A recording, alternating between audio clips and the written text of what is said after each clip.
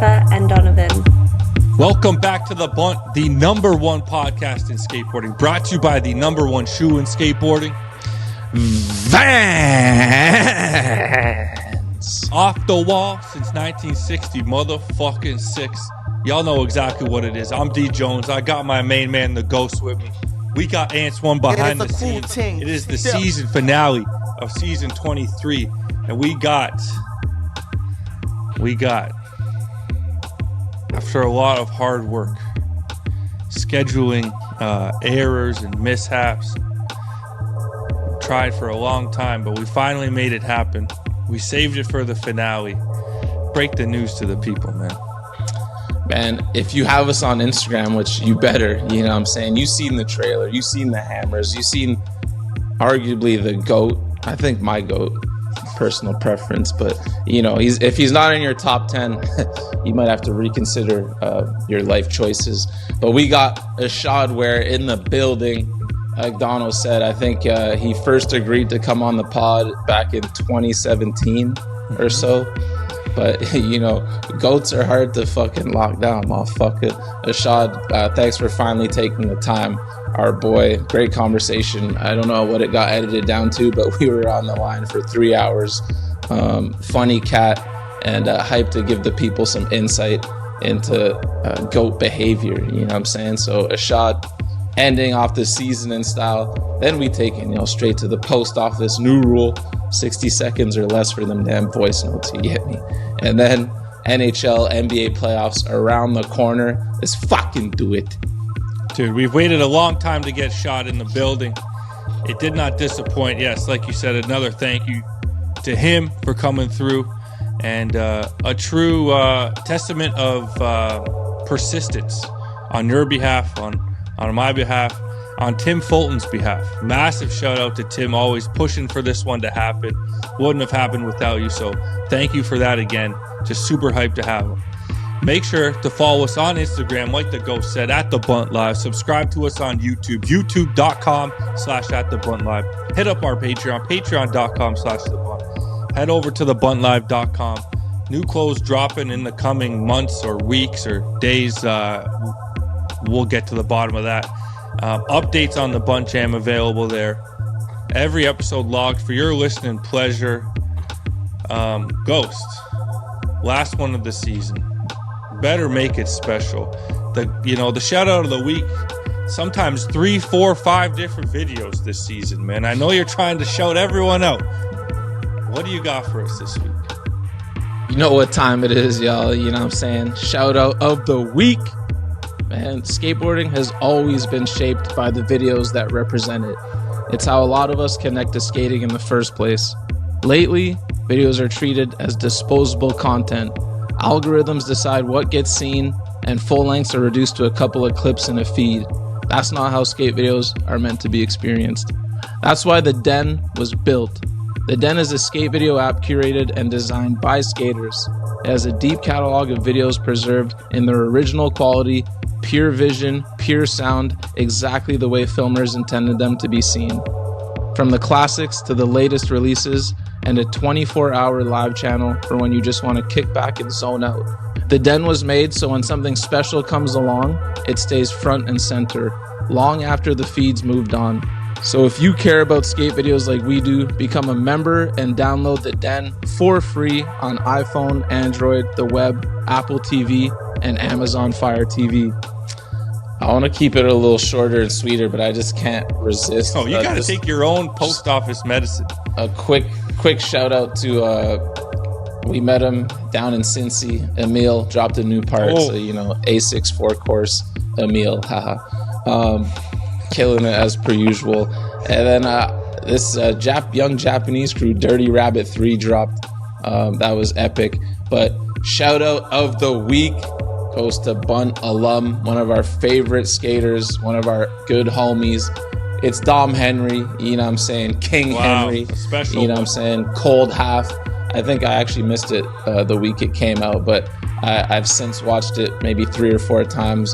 Dom, you know you're the man. Those last 3 tricks, straight fire. I won't spoil them. So go check that out. Dom Henry, cold half, absolute bangers. Massive shout out to Dom. Massive. Dude, I just got to bring this up. You know, we're always critical of Asics due to our relationship with Davis. This is the first time that Asics has gotten a shout out with no notes, no suggestions, no criticism. So massive shout out to Emil. That video was insane. Had a little section at the doctor's office, which if you haven't been to Cincinnati, it looks like one of the greatest spots of all time. And maybe it is, but it's also extremely hard to skate. And that thing, that boneless he does, bank to bank over the rail, was absolutely twisted. The nose grind on that big wedge was insane as well. Yeah, shout out Emil. Pleasure meeting him. I just wanted to mention that, man. That was nice of you to just, give him a shout out, and that's it. Speaking, well, oh shit, here we go. I got a little criticism.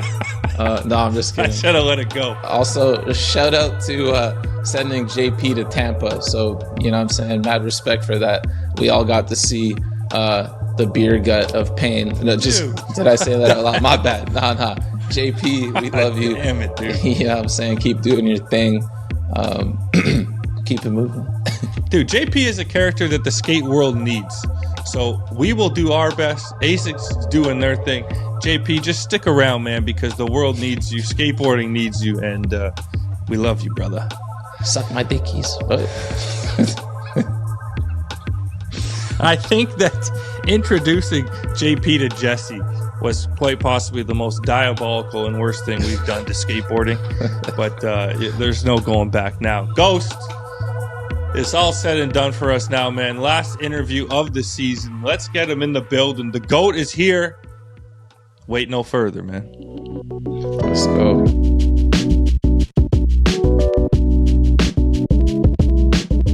Let's get this thing popping. We've got Ishod Wair in the building. Finally, been waiting a long time for this one, man. What's going on? Happy to be here. Dude, so we asked you before, and 2017, if I remember correctly. Yeah, you broke the record for longest gap between saying yes to an interview and actually pulling up on the pod. Yeah. Clean 9 years. Yeah, our times, I don't know what it was, but you'd be like 5:30. I'd be like, I got something on 5:30. They'd be like, what about next Tuesday, 4:30? I'd be like, damn, I got to be somewhere at 3:30. You know what's funny? I wrote a full interview for you in 2020, and then I was rereading it today to see like are any of these questions still relevant? And I saved a handful of them. I took a bunch out. Like one of them was like, so you won SOTY 7 years ago, and now it's up to 13 years ago. 13 years ago. Riding those coattails, bro. So, Shot, you said you listened to the pod, so you know how we started off. You got to hit us with your favorite skate moment and your favorite sports moment. It's probably when I won Maloof Money Cup, and then after I won it, everybody was asking me to buy him drinks and stuff after that. I didn't even get the money yet. I was like 17, 18. And I was like, oh, this is how the world works. You win some shit and then everybody wants something from you. This is how the world works. Holy shit. I got all the pros asking me for shit and I didn't even get the money yet. Jesus. Quick dose of reality. Realizations of life. Boom. People still bothering you for drinks? I mean, I guess. I mean, I wouldn't even look at it like that at this point. You know what I mean? It's just like at the point that I was like 17 and I was just trying to like get sponsors and do everything I could just so my mom didn't have to buy me stuff. You know what I mean? Mm-hmm. And the next thing I know, I'm like hooked up and people were asking me for shit. And I'm like, I can't even pay for my own shit yet. So, you know what I mean? At this point, you know what I mean? I don't even think about it that way, but yes and no. I mean, fucking everybody gets asked for drinks at the bar. Come on now, like that. I've been to the bar with you a few times. You're generous with the drinks. I'll say that. You gotta hook it up. You know what I mean? It goes both ways. Part 2 was favorite sports moment. Probably the Eagles winning the. I knew you were gonna say that. Shebang. I wasn't in the city for that. Which I wanted to see the city fucking go crazy, but I wasn't there for it. I was like, God dang. Wait, which one are you talking about? Because if you're talking about the one, the first one, the Nick Foles, after a long time. Yeah. Okay. What was that? Last year, I was at Malto's, and it was a Chiefs party, and you and Ant might have been like the only, and I think were Ant's Yeah, parents me there? and France, we were the only Eagles fans. Yeah. That was very sweet. You know what I mean? Because we were just rubbing it in. It was more of like a, you You're the know, villain. it was just like being extra. You know what I mean? Because they've won so many times. You know what I mean? So it's like give it back to them a little bit. But the first one was probably the best moment. Yeah. That was I one of like the it. best Super I Bowls like of it. all time, man. Because that second one, it wasn't even like we were just walking all That was over a them. beatdown. You know what I mean? It wasn't even a good game. No. I know there's probably 50 Chiefs fans at Malto's, jerseys, everything.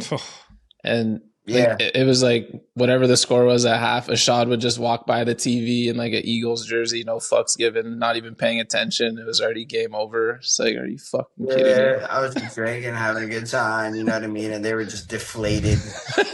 I mean, the night probably would have been way more fun if the Chiefs had won, but you know, I was satisfied with the outcome. Could I not be? You know. But yo, back to skating for a sec here. Ishod, take us back to the beginning, man. Where'd you grow up and how'd you get into skating? I grew up in Bordentown, New Jersey, and very small town. And I saw it on TV. I thought it looked fun. Got a board a year after I was showing interest. Yeah, I picked it up and just never put it down. Had a Love that. couple of homies. Like I probably like skated by myself for like a year, maybe a little bit more than that. And homie Dylan Voss down the street from me started skating with him. And then I ran into C-Tams, Chris down the street from me. And then maybe like a couple years later, I ran into the homie Connor McHugh. He was in the township, which was realistically like a mile away, probably less than a mile away. And then we were just the main crew for a really good time. So what would you consider your first big break in the skate industry? I skated for Extreme Function in Hamilton, New Jersey. And then from there, I sent sponsor me. The owner of the skate shop sent a resume to Tampa, which I didn't know about at the time. Sick. You know what I mean? She sent a skate resume like, oh, he won this contest and this contest, and he got the third in there. Oh, that's fire. Mary Ann, she was the owner. Mary Ann York, Alex York, good peoples. They were calling me like resume kid at like at Tampa.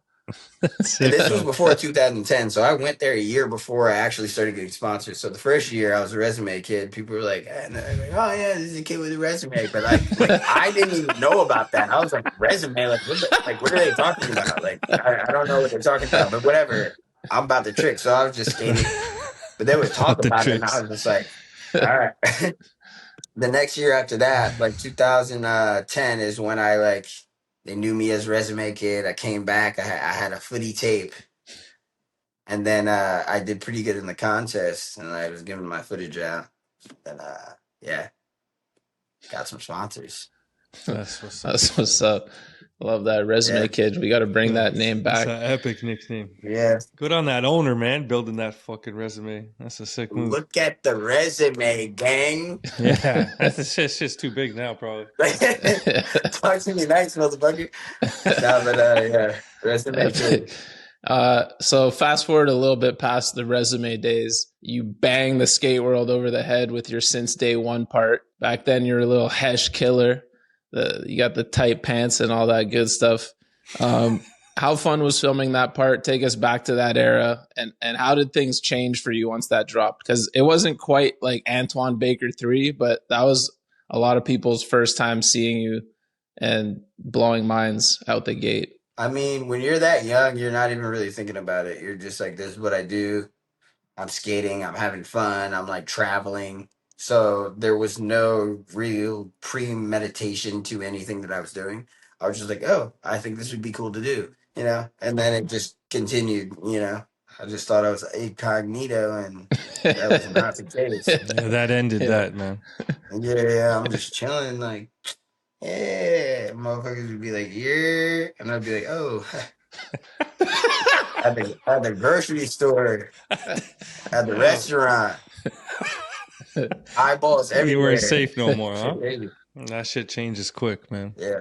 So obviously, 270 lip the real ender, but is there a story behind the feeble 180 at the end of that? Wolf edited it, so it's like at that point I had no hand in the editing workings. You know what I mean? So it's like clearly that was like my last trick, and then they were just like, you know what I mean, kind of like icebreaker, I would assume, in Yeah, ended on a between light note. my part. Yeah, Yeah, that because was so random. I was super hyper and like goofy and stuff, and I feel like I'm still kind of that way if I'm like around like my good homies, and I'm just like I get all hyped when I'm skating, so I'll just start spazzing. But yeah, I feel like that was like a view into that side. Okay, so confirmed 270 lip was the ender, because Yeah. just making sure for the skate nerds out there. Yeah, I mean, was there a question about that? No, I don't think so. And safe was It was just a funny transition. I mean, ask Wolf. I mean, be like, that was fucking strange. Also in that part, I mean, back then, no disrespect, as Stephen A would say before saying something disrespectful. Your ledge game was somewhat limited back then.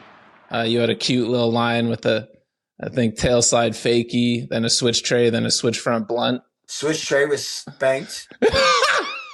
Run that back. That was a good switch tray. It was.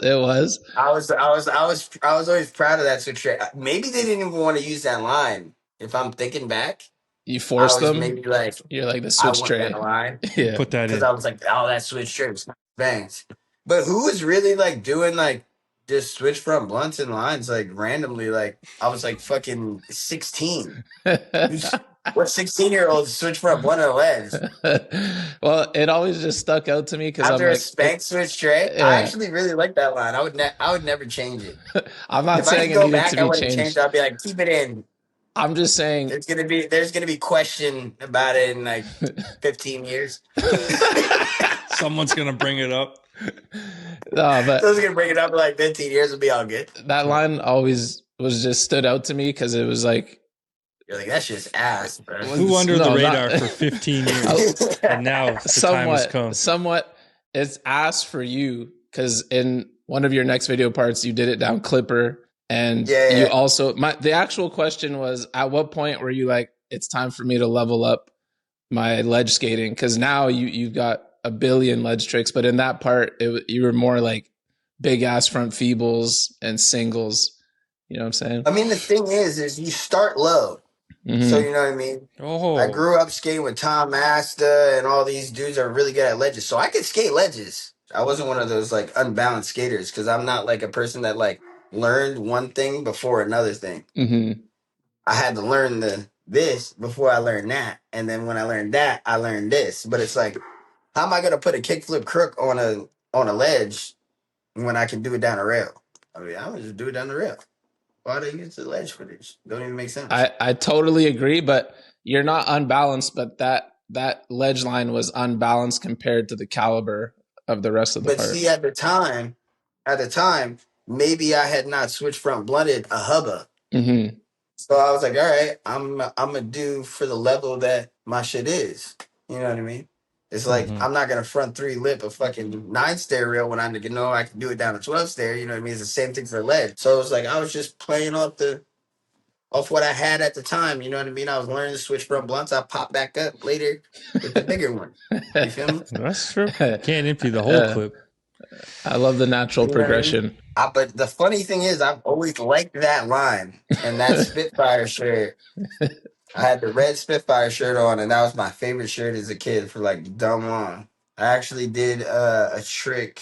The end of my part, I skated that hub in LA. I did Smith 180 and the kick front 50 and all that. It was the same shirt. Mm, So I also had a love for like a clip when I had that shirt on. right. Because I was like, oh, red Spitfire shirt with the white. Hell yeah. Hey, I poked the bear, man. Yeah, he was ready for that. I think he's been waiting for someone to bring that line up. It had to, you know what I mean? Like good switch tray in a line, you can't really like. Yeah. Okay. Fair. Yeah. You just learned those, right, Joe? Me? Yeah. You said I just learned those? Yeah. Oh, I had those when you were in diapers, my youth. Yeah. Shit. so That's you're funny. probably one of the most productive skaters of all time. You've dropped countless parts now. Which part is your favorite and why? None of them. The next one? I'm never gonna be satisfied. First of all, you know what I mean. At the point of my career, you know what I mean, in my life and my career of skating and everything, I feel like there's never a time when you're like, this is good enough. And as time goes on, we have a shorter amount of time to film. So like back in the day, you had a couple years, you could do some shit, you know what I mean? And now it like from what happened, I kind of fucked some shit up, bro. Like I put that year out, and now everybody's like, "Oh yeah, 5 parts." Oh, and now everybody wants to film fucking 5 parts in a year, and nobody can be like, "All right, I want to make something that actually means something. Let me put some time into it," because it's not only just a skater, but it's Mm-hmm. also the industry wants and needs that. So it's like, all right, you'd be like, all right, like let me fucking put some time into it, really lock in. It's like kind of hard to do that with the amount of time that is expected of you in the day and age in skating that it is currently in. Mm-hmm. So, and even when I was younger, I was like, this shit ain't good enough. I never thought a part was good enough So if you had to pick, not that it's your favorite, but which one are you the most satisfied with? because none of them. I'm never gonna change my answer. I could like them a little bit, but it's like maybe it's just me. But I feel like a lot of people that skate feel that at a deeper level, even though somebody like killed it and they were like, there was just that one thing that I didn't get. I wanted that manual trick. I Mm-hmm. wanted that ledge trick. I wanted that one thing. You know what I mean? It's like chasing the magic dragon. You know what I mean? It's never enough. And the thing about it is accepting the fact that but you know what I mean? Like I feel like that's also what makes you want to be able to do good. There's a lot of people out there that put footage out and they think it's good enough, and it's not. Hey, these days more than ever. That's for damn sure. So you're better off on wanting and really aspiring to something that's like that you have never achieved and that you're trying to grasp it but you can't have it. You know what I mean? Okay, well, real quick, since you won't pick Donald, let's give our favorites. Mine gotta be Chronicles. I tried to rewatch all your parts today, and it's like a fucking hour of fucking footage. But Chronicles, I think, is still my favorite. The song, the edit was fire. You said it was like an hour, so all you were able to make it through was an hour, and then you got bored. What happened? No, then we had to You had start. some. No, bro. We had. I think I had What maybe happened? like one more part to watch, and it was the one that got taken down. Your Nike part, You couldn't find it? the switch flip front board part. Oh, the back on my bullshit part. Oh, that was a part that I was like, oh my god, this isn't good enough for me. Yeah, Yeah, that one. but I'm that bummed. was a good part. It's actually crazy that part isn't online. It's I like, know what the fuck. Mm-hmm. I like the oceanic part, all Australia, those ledge lines. I was digging it because we went oh to yeah, Australia that recently. was on some chill shit. He had some sick kits in that one too. I was feeling I that one. was because I wasn't even out there to skate. I was dating this girl at a point out there, and I was visiting her, and I didn't even expect to skate. I brought my board Yeah. obviously, but I didn't expect to like film or anything, and I was just like went out there. I only skated 5 times when I was in Australia. Yeah, there was like a whole bunch of clips at that one spot, the yellow ledge in the like zip up hoodie with the glitter on it. Memorable. Yeah, I think that was the first night, the first or the second night I linked the homies, and I was just like, oh yeah, we were skating, and then yeah, that's a chill one. New age, yeah, fucking. that was like some chill shit. I was like, bro, I was like kind of injured around the time that came out, so I was like, I'll put this little shit out here. So I just like, give me some little breathing room real quick. Buy me a couple months. Buy me a little bit of time. You know what I mean? Oh, you've had so many parts. What's your process? Are you the kind of guy who just films a fuck ton of clips and puts it in the hands of the editor, or do you have like a specific vision where you're like, all right, I need this clip, I got a trick list? I don't have a trick list, but like as of now, I'm gonna start trick listing because like just the way my time is scattered, I have to like do that now because before it was just so organic. I was kind of always skating. I didn't have these other things. It was like always like, oh, I got to do this, I got to do that. It was just like I was just kind of always outside, so it just happened, and then I was a part of, as I got older, I was more a part of the editing process and this, that, and the third with the song and the blah, blah, blah, blah. As I got older, and now I feel like I got to kind of lock in a little bit more, you know what I mean? Mm-hmm. Mm-hmm. You know, I can't skate as long as I could. Before, I could skate like 8 hours, like no problem. Boom, all day. Not winded, Yeah. Yeah. chilling. Now I'm like, can't do it. You know what I mean? 8 hours? Fuck Yeah. no, It man. seems insane. Jesus I miss Christ. those days, man. Yeah. Looking back to the younger me, I'm like, you were a dog for real, Dude, that's gang. when you could like push Shit. from spot to spot too, dude. I can't even make it 3 blocks pushing. Looking hopping in any Yeah, I car started possible, riding man. those 93s, 94s, Yeah. 93. You know what I mean? They got some new technology over there. It's nice. Spitfire. Let's go. Shameless plug. Capitalism. We ride with Spitfire anyway, so it's all good. You keep going if you want. Spitfire. Yeah. Spitfire all Keep day, going. blood. Send a box too. Y'all didn't start chatting now. It might have to cut it short, but I see. You Yeah, good. yeah.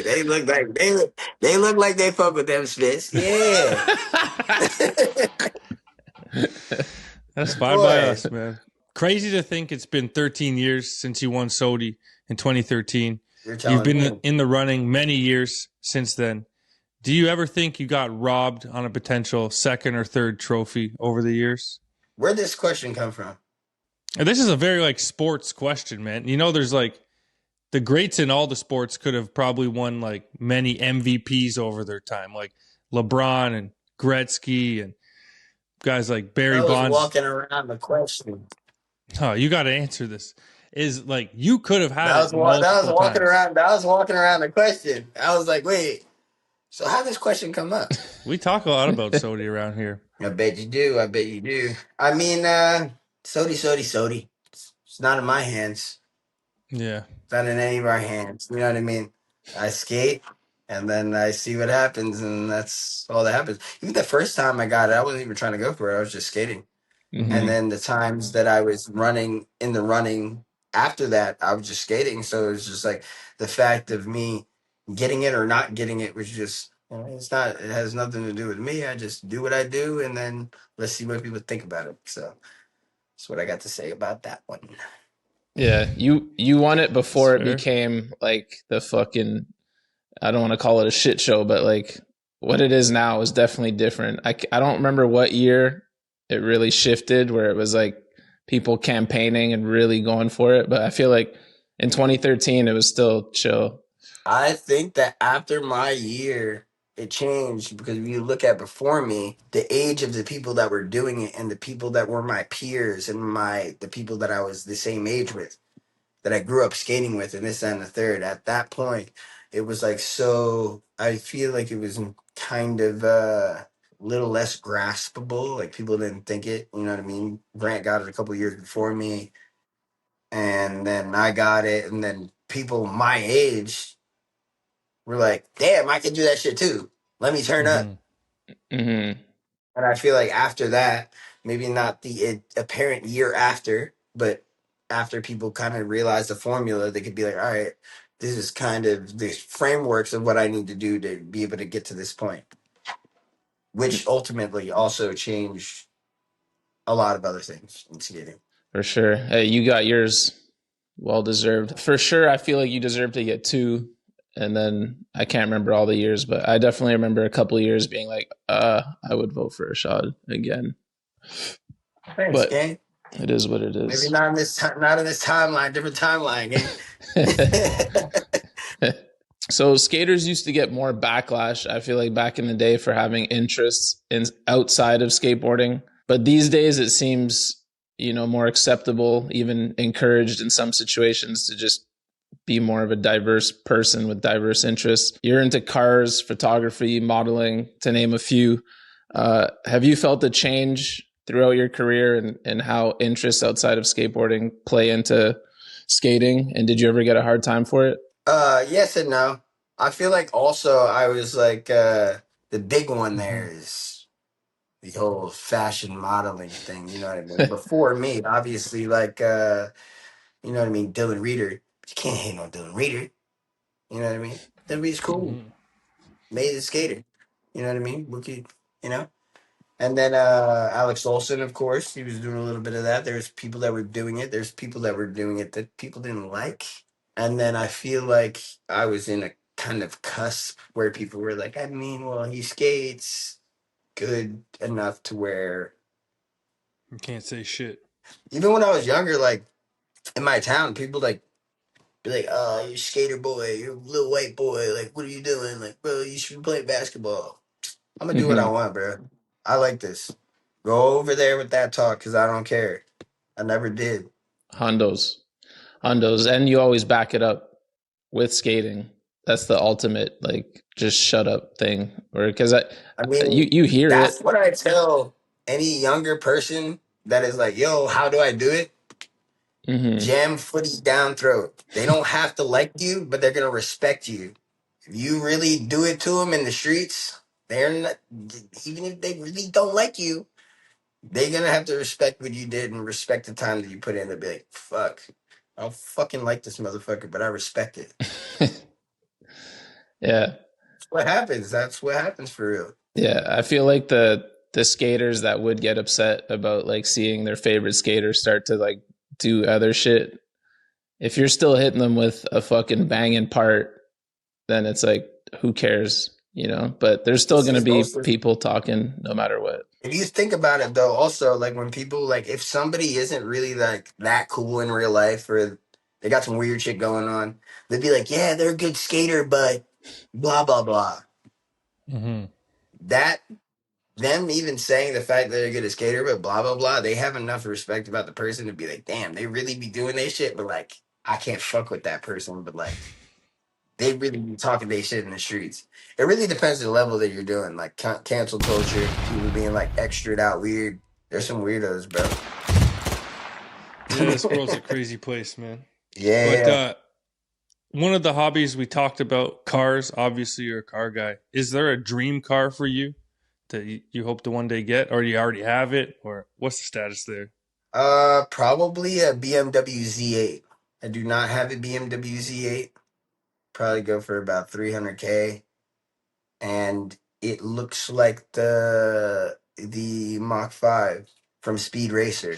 You know, We're not really the car guys pointy. here, so I have no Well, idea it's a what that is. cartoon. Like if you're old, which you guys are looking kind Oh, of old. holy You know the shit, bro! Oh, Oh, my, you, gee. the hell you know is the that movie necessary? Mach 5. Yo, yo, how Yo, dare Bro, you? Me too. Come on, man. no, but I'm yo, ain't the nobody old else guy coming up here between all saying of us. that to you. Bro, God like, all damn. right, bro. Bro. People have been like, "Yo, you're looking older." It's just so And you I'll be guys like, look you know great what I for mean? your That's age. time, Is man. a good start. Yeah. You guys probably know this show because you guys are older, but look good for your age. Yeah, there we go. There we go. Yeah, this car looks crazy. You said talk to me nice. We on they're like we on my podcast. Stop playing with Fucking delete that shit. me. Remove this question. I feel like I remember seeing you do. You guys don't look old. You did some work. You did Nah, I some like it when we get a tricked. campaign or something with BMW at some point, didn't you? Oh yeah. Was that like a So dream come true? yeah, it was insane. So what had happened was I had a BMW on the East Coast. I had a BMW on the West Coast. One was supercharged, East Coast one. Turboed one, West Coast. I moved to California around fully around the time that COVID happened. You know what I mean? I got a dog. All these things happened where I was like, all right, I'm gonna be out here nowadays. So I had these two cars, and I consolidated both of them into one car. You know what I mean? I was like, took the best parts from both cars, put them into one. Boom. Transformers. You feel me? And then I had the car was getting built for like 8 months, had it for like 10 days. Tires were dry rotted. I was just trying to like go through the gears, you know what I mean? Break the engine in. A girl driving her dad's rental just like didn't look left and just pulled out into the traffic in front of me. I just T-boned that bitch Damn. and then told my car, bro. It was like I had it for like literally like 10 days. I think I only drove it like two other times. So I drove it like three Wow. times and like, I only had it for like 8 days. Then prior to that, we were on Mason's Sodi trip, and we started in Germany. Fanner hit me up, and he was like, "Yo, a dude that I know works for BMW. Like, he possibly wants to like have a meeting with you." I go and meet with them. They're like, "Oh yeah, what do you want to do?" I was like, "Oh, I want to be a BMW ambassador. Like, I've been with BMW since the beginning. I fuck with the vibes. Let's go." Next thing I know, I go back home. I get my car fixed, and I fucking T-bone this car, and Curran happened to be driving behind me, and his Tesla filmed it. So any car person knows if you crash your car in this type of way, they're gonna be like, "Oh yeah, like you just fucking suck at driving." But there was like footage of the shit of this girl cutting me off, and my tires were dry rotted, so I didn't grip. I just slid into her. Boom, T-bone her shit, and then BMW hit me up, and they were like, "This is a perfect time to rebuild your car." And then they rebuilt it for me, Wow. which What? I would have probably took an L that was like, I don't even know, like probably 30 to 60 bands, because I had paid money to get it done, but then I would have had to pay money again because insurance, I hadn't done the whole appraisal and all that stuff yet because I had just gotten the car back, you know? So BMW kind of saved me because I originally paid the money to, because people be like, "Yo, BMW made you a car, bro." Like, blah, blah, blah. And I was like, bro, I came out even. I like fucking paid to get that build. And then a fucking girl fucking cut me off, fucking totaled my whole shit. And then they came and they made me whole. Shout out BMW. That's And wicked. Chris. That's what's up. Now, let's go. Yeah, it would have been a big L. But I took another big L with the cars like a couple years later. What's the next So, big L? fucking Bump came and fucking lit two of my cars on fire. Oh, what the fuck? They're like Life Sweet Gang. Check this out. Lit both of my shits on fire, bro. In the driveway? Wait, who did that? A bump? Homeless person. Yeah, homeless. Oh I got my the footage. Like God. just in your driveway? Yeah.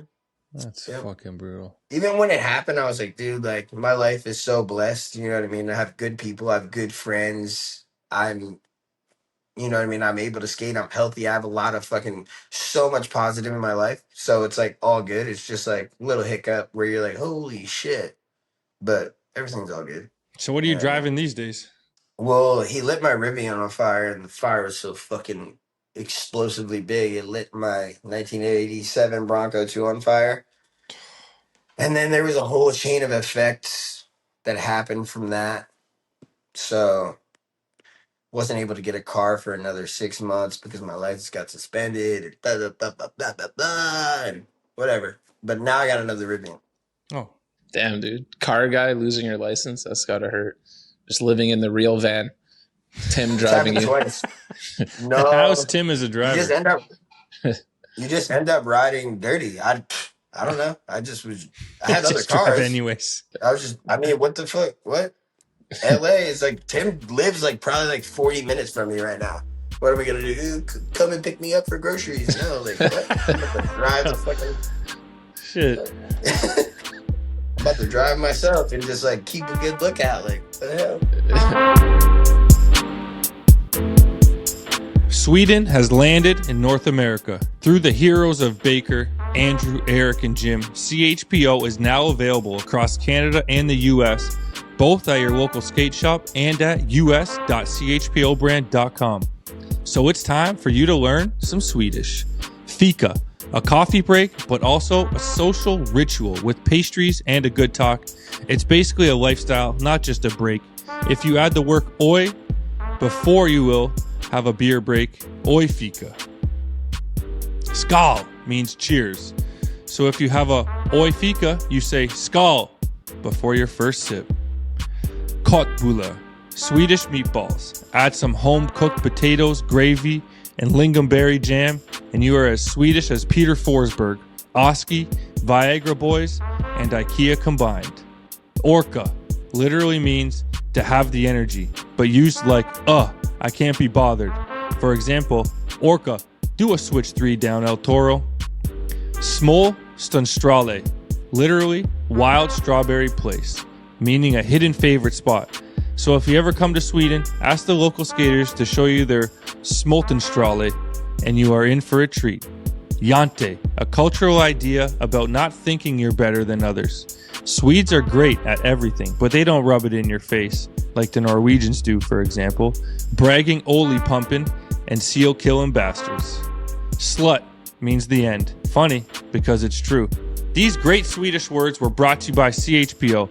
CHPO was brought to North America by Baker. The two of them are always doing it for the people. CHPO. All right, let's switch back to skating for a sec here. We love going behind the scenes on some of our favorite clips. Can you take us behind the scenes on your switch crook ender in Be Free? How was that session? Pretty much what happened was I was riding up to it and I was like, oh, I wanted to do a nollie half cab crook, but on that spot in Oakland, there's another side. There's like the other side where it's like you can go and it's like not like an 8 or 9 stair drop or whatever. So I was like trying to get into it and I was just like, my pop was just all fucked up. I was like, bro, like what the fuck? I was like, all right, I'll just fucking switch crook this shit. So I went really slow and then just like jumped into a switch crook and then like kicked it out and then jumped onto the steps and I went a little bit faster and then did the same thing and then I was like, all right, I can get into it and then I just like switch crooked it. Like I can't remember it being hard, so I'm pretty sure it wasn't. Yeah, Tim said you did it before they were even set up. Yeah, sure. I don't remember, but All right, what about... I landed it. Everybody was like, woo! And I was just like, yeah. Yeah. All right. What about your switch front blunt on Clipper? What's the story behind that one? See, I don't really remember that one as much either. Like, I really don't. I remember it being a little bit hard to ride away, but I don't remember that being super hard either. Damn, you went straight from the little ledge line to Clipper? No sweat? Well, the thing is about that, like I said, I'd be having tricks that necessarily I don't do all the time. You know what I mean? You have to have the clips to be able to be like, oh yeah, this fool can do this trick. But it's like, bro, I got mad tricks that I just haven't done because I'm like, either it's not big enough or whatever. And then at this point in my life, I'm like, you got to stop tracing the magic dragon. You can do a trick good enough to do it on a 12 stair, but you're not going to feel to find the 12 stair with a good enough dimension to fucking do it. So you might as well just do it on a fucking 8 or a 9 stair, bro. Chill. You know what I mean? Mm-hmm. So that's the theory.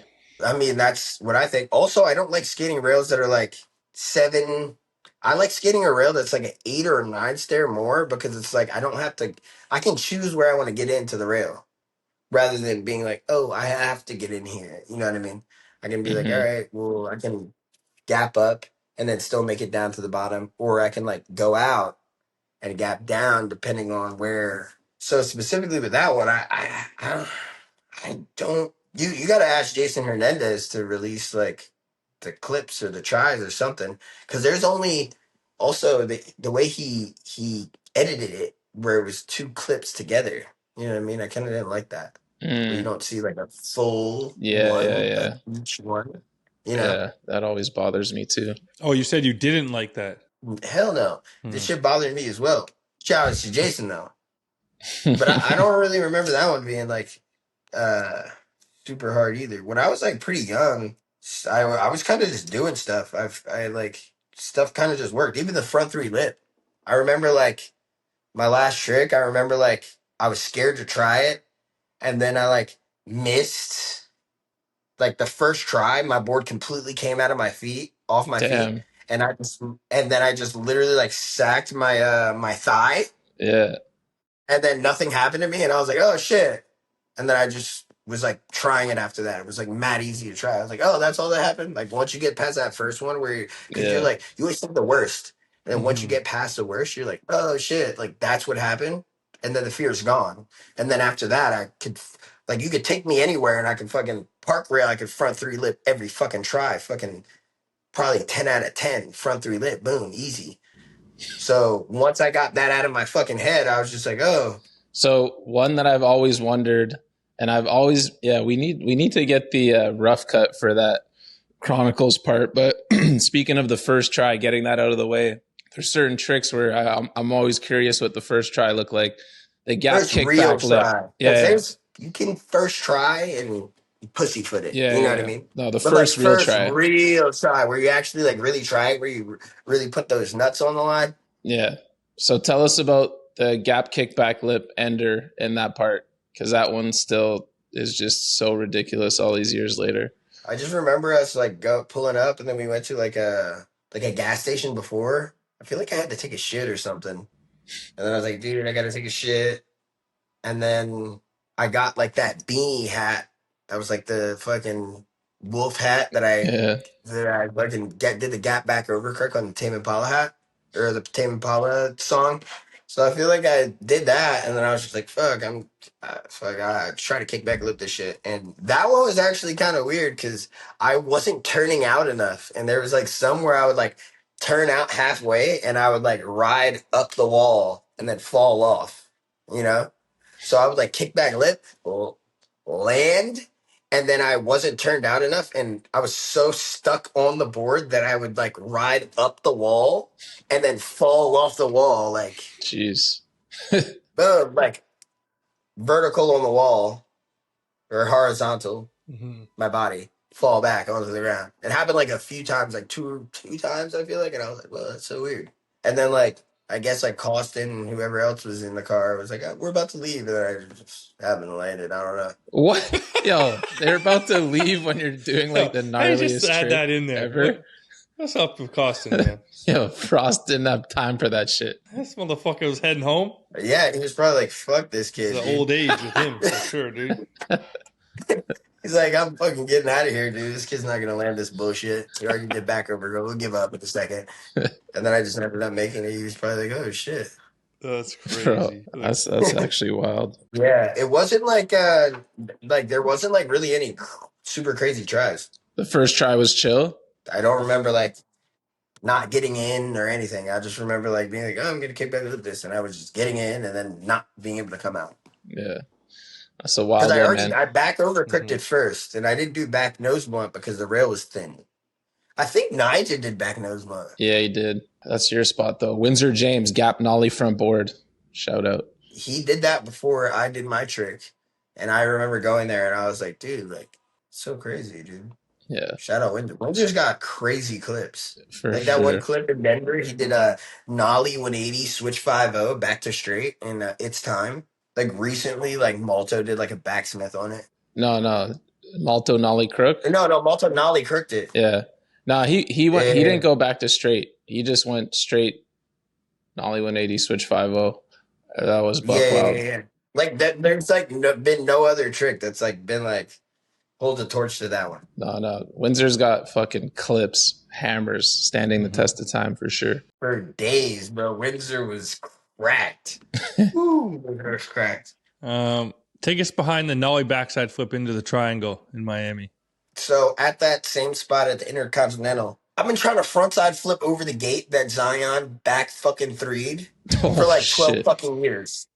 Dude, it's like the most annoying thing ever. Somebody do it so I can never think about it again, because every time I go, I get 3 to 5 tries, and I don't go to Miami that much. So it's like I go there every fucking couple of years. I get to try it like 3 to 5 times. I stick it.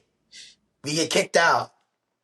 And that's it. It's just like the most like on the fucking baby dust fucking that would be fire bullshit ever.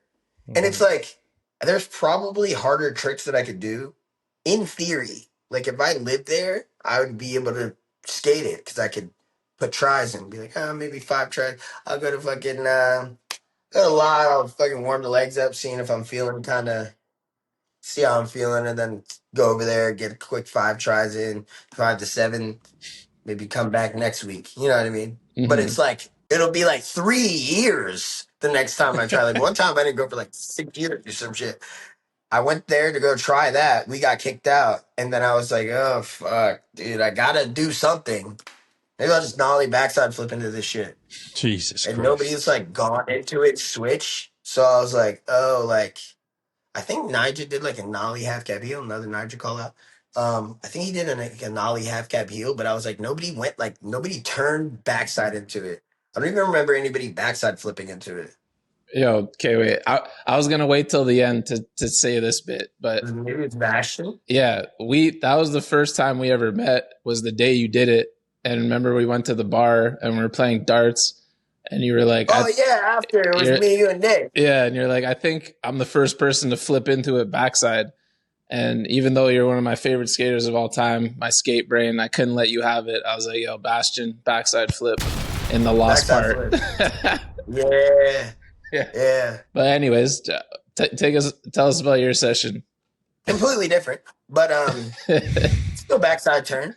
Yeah. You know, but pretty much I was just like, I gotta figure out something to do that's like sick on this thing.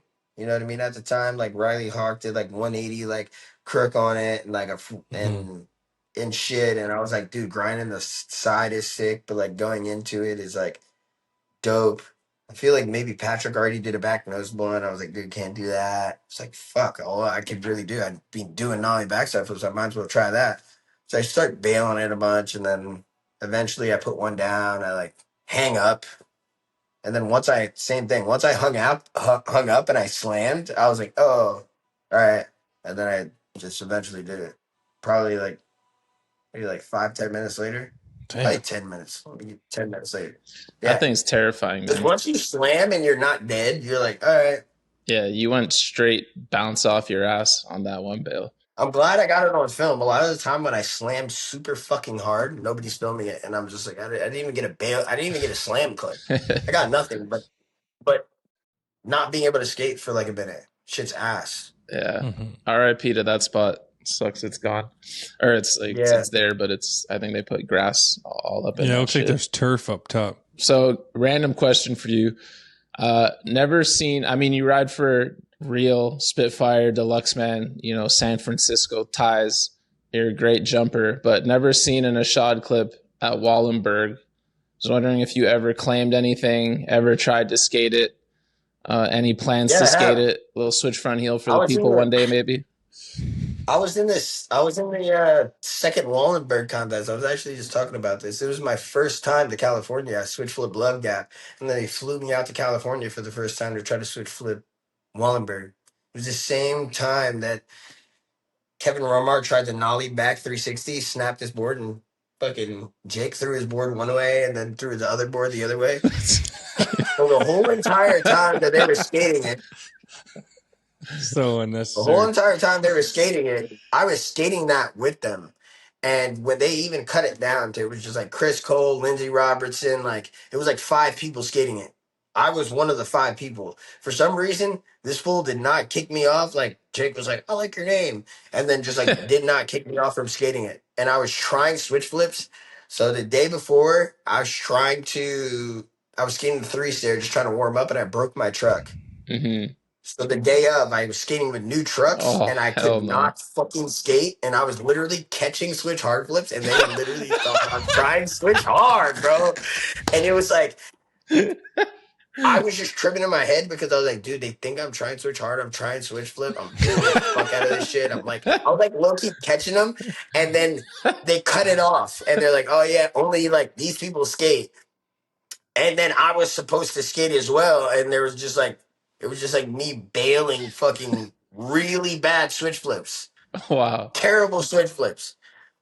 And then I tried to skate it like years later, definitely more than 10 years later. I tried to do like a front heel or something, and then like Damn. I feel like I bruised my heel like immediately or something. And I was like, yeah. And then I just haven't tried to skate it since. Bro, front heel would be fucking fire on that. I would like to skate it. It's just like there's so much behind it. Bro, It's like you gotta go up there the weekend, the ramp, the whole It's a fucking whole thing. shebang. You know what I mean? Like Jesus Christ. And then there's always some like crazy like thing that's happening. Like like the homie's trying to skate it, and then like the other homie's trying to skate it that is trying the same trick or some shit. There's like Oh. always something happening where it's like there's some like Something political going on over there.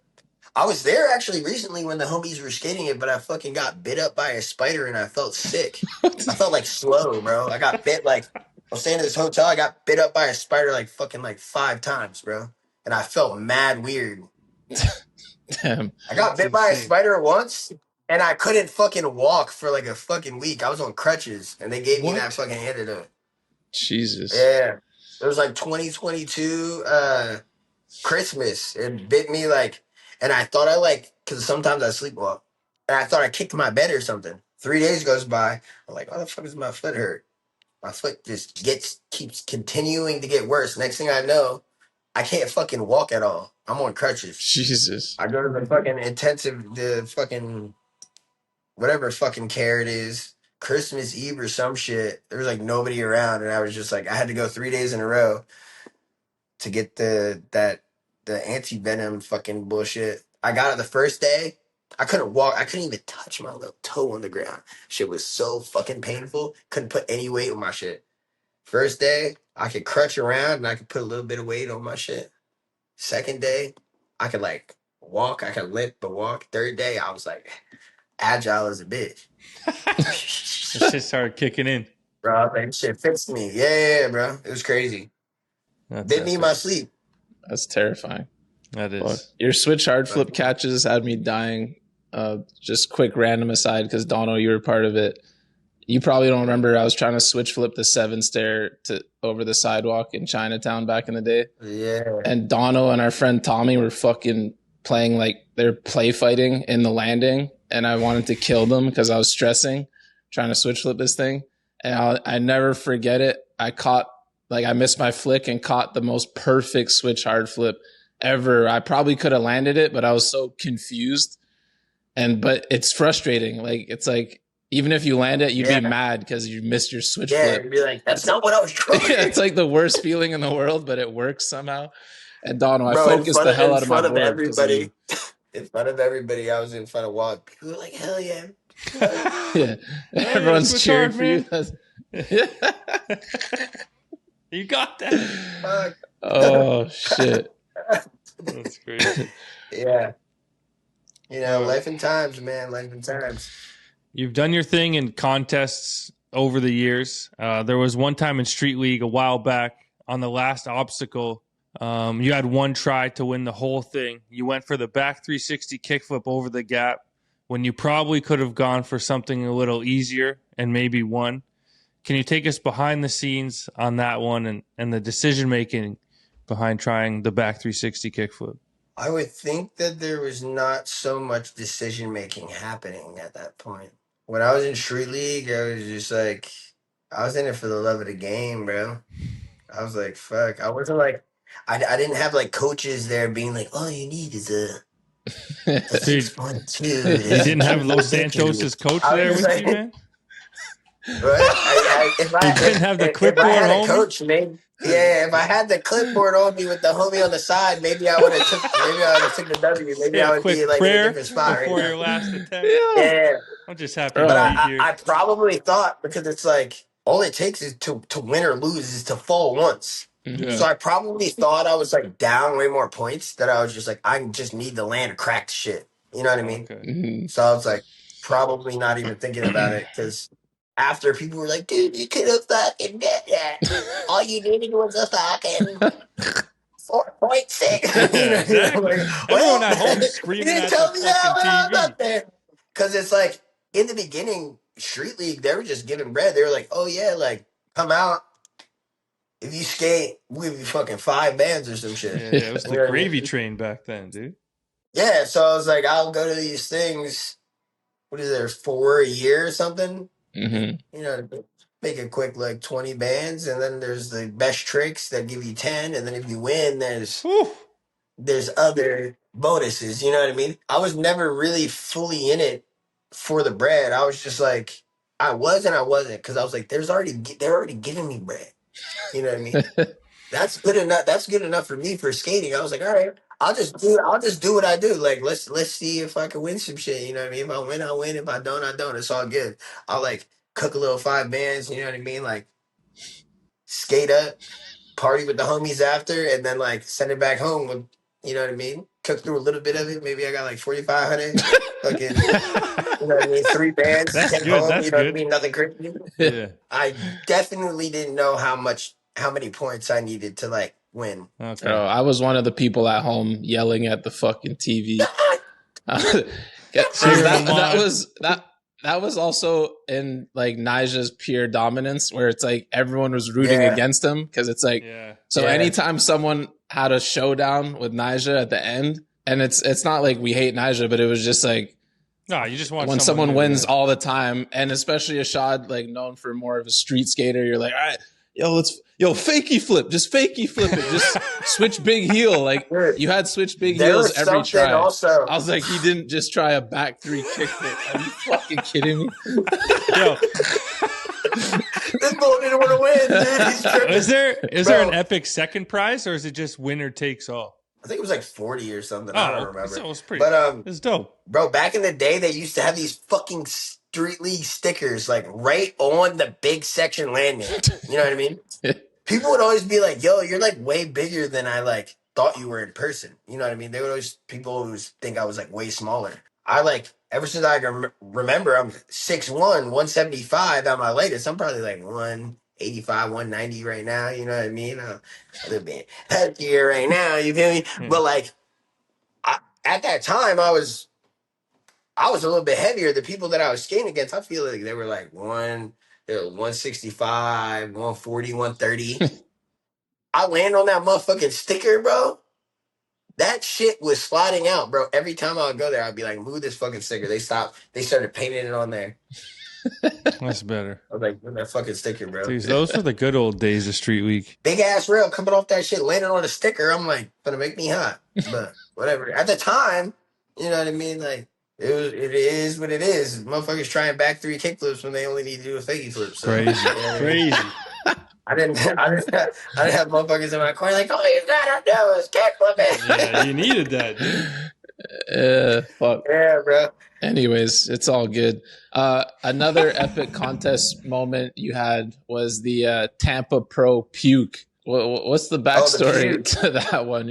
I think you came in, did like a fucking kick front blunt on the big quarter, going crazy, but all of a sudden you're just puking all over the place. What's the story there? I don't know what it is. Like, after you really just go your whole shit, like sometimes you get hella nauseous, like you need to throw up. So it's like I felt like I needed to throw up, but I also needed that. And by needed that, I like wanted to do another trick. So I was like, I felt like I needed to throw up, but I was like, fuck it. And then tried the trick, and then I was like, oh yeah, here it comes. And I fucking threw up. Because sometimes you feel like you gotta throw up and it don't actually happen. But that time I was like, it's coming. Let's fucking see. Let's see. Fuck it. Let's try to get this trick. And then I fucking ended up actually throwing up. I was like, oh shit. Holy hell. I just scurried off to the back and everybody was like, this is so sick. You fucking threw up. Yeah, the piss drunks were fucking hyped, dude. I was like, oh yeah, hell yeah. I thought you were going to talk about the wave off. One of the times I was skating Tampa and I was like in my line and like one of the obstacles came up too quick and I just waved that shit off. I like literally it was like I bent down like I was gonna do the trick. And I just kept it pushing. I literally was like about to do the shit and then I just waved that shit off and then just went up the quarter pipe. It was like fuck it. It went to the next trick. I was like that shit came up too quick. Fuck. Bro, with your Tampa lines or just contests in general, when you're doing lines, I feel like a lot of them aren't premeditated. Like, you know, you got your guys who are fully locked in. They know exactly what they're going to do. You're fucking out here freestyling. Is that true, or do you have a general idea of what you're going to do? So it's a yes and a no. So what I do, I just skate the park, and then I skate the park how I would skate the park. So I do kind of have a line because I know how I skate the park. So I'll just be like, all right, well, I'm just kind of doing this. So I'll be doing that over there. I'll do that over there. And then this over here. And that's like 8 tricks. And maybe I can squeeze one in if I make it to the finals. Maybe I can squeeze a little 9 trick, 10 trick in. You know what I mean? But you know what I mean? Before we move off of contests, we get a quick prediction for your team, the Tropics and PSL. How do you guys think you're going to do heading into the playoffs, man? I wanted to participate in the last one, but after we got fucking our ass handed to us so bad, I was like, God damn, I'm kind of glad I was sitting out of this massacre. Yeah. Right, you got to skate in the finals. Did you watch? Every week, man. Yeah, we love that shit. That shit was, I was like, holy shit. That was 3 beatdowns. They were on point. That was a spanking. They were on fucking point that game. Yeah. Mickey was not playing. Art was not playing. Dude, Art was not playing. He cut his hair and he's like, yo, fuck this shit, man. I'm done with this shit. There was It's there my was team. tricks that they were doing that I was like good at. And I was like, I couldn't skate. I was in San Francisco. Not saying that I would have made or not made, but there was things like if I was skating, Mm-hmm. which I couldn't skate. I was in San Francisco and I was skating street and I was so fucking sore I could not skate. Yeah. And that's like 4 days ago now. So I was like, because some of the homies were like, oh yeah, I don't know if I got this trick.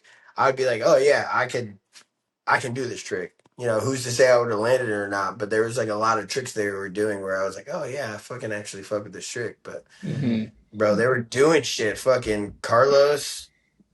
Yeah. Yeah, that was. So you got a big matchup in the semifinals, man. You got P-Rod's squad, SHS. What do you think's gonna happen? Bro, what kind of question is that, bro? We're gonna win. Like, you think I'm gonna just like? making sure we're in the right. You gonna be there? I'm gonna be there, bro. We about manifestation right here, bro. All right. You know what I mean? I don't know. What am I? I'm supposed to like say we gonna lose the fucking. No, I'm just also, making shout sure out to we're in the P-Rod. right space here, man. P-Rod's my dog. A lot of the motherfuckers on that team, They up to I something, actually don't dude. know who on that team. I don't not fuck with anybody on that team. I actually fuck with everybody in the league. I'm fucking with the league, but we finna talk our shit. Bro, you're a co-captain. You know what I'm saying? A goat. We need you to skate on the 28th. We're gonna be there. Can't wait. Yeah, I'm gonna be locked in that one. We got a good strategy. We got good defense. You know what I mean? Defense, we got it. It's crazy because people didn't really know how good he was. Bro. I didn't even In the know draft, who I he was like, was, bro. let alone how good he was. Now he's a household name. See, that's crazy because like you got this whole podcast and all that.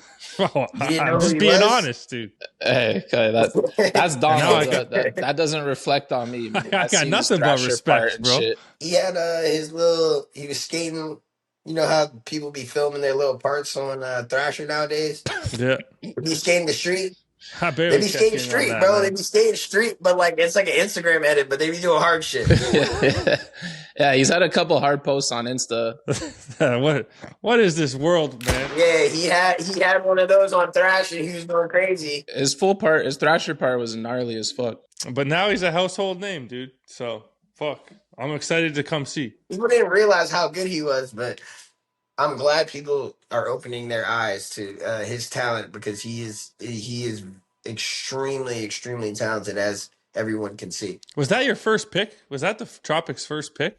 So Ishod was technically his first pick. And then him? yes. So I was like not really able to be in the draft because I had another meeting, and then like it was a little unclear that everybody was drafting at the same time, and I don't do a football draft. I don't do that whole shit. So I didn't know that everybody was doing the whole fucking thing at the same time. Yeah. So I'm like, bro, like I got this meeting that I told you I had like a week and a half, 2 weeks ago. I can't do the draft, bro. So I was like half in the draft. So I gave my little 2 cents when I could, because I was kind of occupied with some other shit. But yeah, I think we did a great job. Trevor, Comeback season. Yeah. Another Chronicles brother. Bro, we're friends and shit. I had a feeling we were gonna have a great conversation today on the pod. But I'm not gonna lie, when I saw your PSL interview, I was like, damn, I hope we can get more than 3 words out of a shot tonight, bro. This guy went Marshawn Lynch Shit ever. yeah. That was full Kevin Durant, Charles Barkley. But that was funny though. I thought it was funny because it immediately made me think of KD. But other people were probably like, what the fuck's going on? Chris Blake, shout out to Chris Blake. He was like, oh yeah, like before we got questions for you, we're gonna ask you about your like your hometown park or wherever. I was like, yeah, whatever. And then he was like, since like the park you grew up with, like, is the double set the same as like your park growing up? And I was just like, nah. And then he was just like where's he going with that? What do you mean? I was just like, it's not like the dimensions are different because I'm mad literal. I'm a literal ass person. So I was like, nah, like the ground's like stickier, like the My part growing up, that That's shit was mad crazy. slippery, bro. Like, but he didn't ask me why. I thought he was maybe gonna like ask me why, but he was just like, I think I caught him off guard, and then he was just like, oh, like, oh, Yeah, he and then got I was just weirded like, out. Oh, yeah, you got weirded out. I weirded homie out, and then he's like, you threw me on the bus. I was like, Yeah. dude, I thought Both you of were gonna y'all like, wanted that shit to end.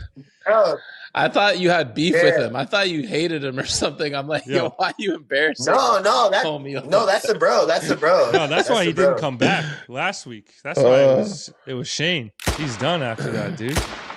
Yeah, you got him fired. Chris Blake got fired, bro. Nah, nah, that's the bro for real. Oh That's the yeah, bro but he's for jobless now, real. dude. No, I swear, I swear. Yeah, Wait, it's- who's doing the Shane Heil, who's doing man. it? yeah. Shake Junt now, man. They're like, Chris, that's the final straw, homie. It's over. Yeah, dude. Fuck. If you're seeing this, I don't think it was because of me, but if it No, I'm playing. was, I just made my that shit bad. up. My bad. But fuck. He was back the next week. He was back. All right, You were good acting shit. all weird that night. You were there sweating your ass off in the interview right before your match, as if you were warming up to skate. And then you didn't talk, and then you just fakey front crook the ledge and never skated the double set. bro. But this is what happened. This is what happened. I was warming up a little bit. Like that day, OD, I couldn't really skate that day. I don't know what it was, but I was like, bro, like shit's not hitting. The day that I actually skated, like the following week, like I was spanking shit. I was like, oh yeah, I could skate a little bit. That day, I like missed like out of 10 kickflips down the shit, I probably missed like 6. Damn. Yeah. I was like, this is fucked, bro. It's a kickflip. These niggas are out here laser flipping this shit every go. I can't even kickflip this shit. I'm having a bad day, right? Yeah. So, and then before the shit actually started, I tried like a backside flip. My board popped up and hit me in the knee, and then like my team was like, "Oh yeah, we're picking this team," and I was kind of like, which to me, I was kind of like, they see me not skating good. They're like, "Bro, like you might have to be on the bench." And I was like, that is perfectly okay, because you know what I mean. Sometimes people got their days. Sometimes they, you know what I mean. I was like, Absolutely. this is not one of my days, bro. So before I was to sub in, because I was possibly gonna have to sub in, we just won by 4. So I was like, thank the Lord. I don't know what I would fucking do. I don't know if I would help anything. I'm feeling a little rusty right now. Mm-hmm. So That was gold. That was great. bro, like even the front crook, the fakey front crook, took me dumb long to land. Like I went back the next week and I didn't land it because I was skating the stairs more. But like I went up and I tried to fakey front crook and I almost did it like second try. And I was like, that was like so easy to balance. Like my balance was just like way different. Mm-hmm. It's crazy. So you're pretty active on Instagram, approaching 1 million followers. Am I? Yeah, you out Am there. I active? Does that ever I trip mean, you I out? feel like I was active. I feel like I was active a lot. Like maybe like 2-3 years ago, I was active, and I would post every day, and I would post all the shit I was doing all the time. But like Yeah. lately, I feel like I have not been active Full disclaimer, as much. that was one of my questions from 2020. So the Instagram activity has gone down since then. Yeah, it has. Yeah. Do you want to finish the question though? Yeah. So does it ever trip you out that you're close to 1 million followers, and have you adjusted your life at all now that it's just so in the public eye? I was closer to 1 million followers like that 2 years ago because I was posting so much that now my shit kind of dropped down. But honestly, if I'm gonna be honest, that shit's mad annoying. People are fucking weird. I got, especially with everything that's going around in the world, like people hitting me up about stupid shit. I'm like, dude, you don't even fucking know me. Get the fuck off my shit, bro. For real. Like, you don't even know, you don't know shit, bro. You really don't know shit. First of all. Second of all, you know, people go through phases in life, you know what I mean? I was like chronically online and it was like cool, you know what I mean? Oh yeah, fucking my little story. You realize that shit doesn't fucking matter, dude. Realistically, get in them streets for real. Cause even if, like, let's just say, like, for instance, Gus Gordon. No Instagram. What do you have to say about him? Beast. I mean, yeah, he holds it down in the streets. He gets the job done. He gets the fucking job done. When the footy comes out, highlight reel, gang. Boom. You ain't got to talk to me about no story. Fuck out of my face. About like what I ate for fucking dinner and shit. Yeah. You know? Also, all the people just pocket watch and just be watching you too close. I'm like, bro, I don't even want to like post what I got going on. It's like too fucking. I don't know. Maybe I'll get into a posting phase again. I was in that shit for like ever since Instagram started, Mm-hmm. and then that shit just started getting mad watered down. So Mhm. I was just like, all right. Thinking about being close to 1 million followers now is just like cooked because like when you had like 100K like 10 years ago, that was like having 1 million. Yeah. Yeah, it's Like so true.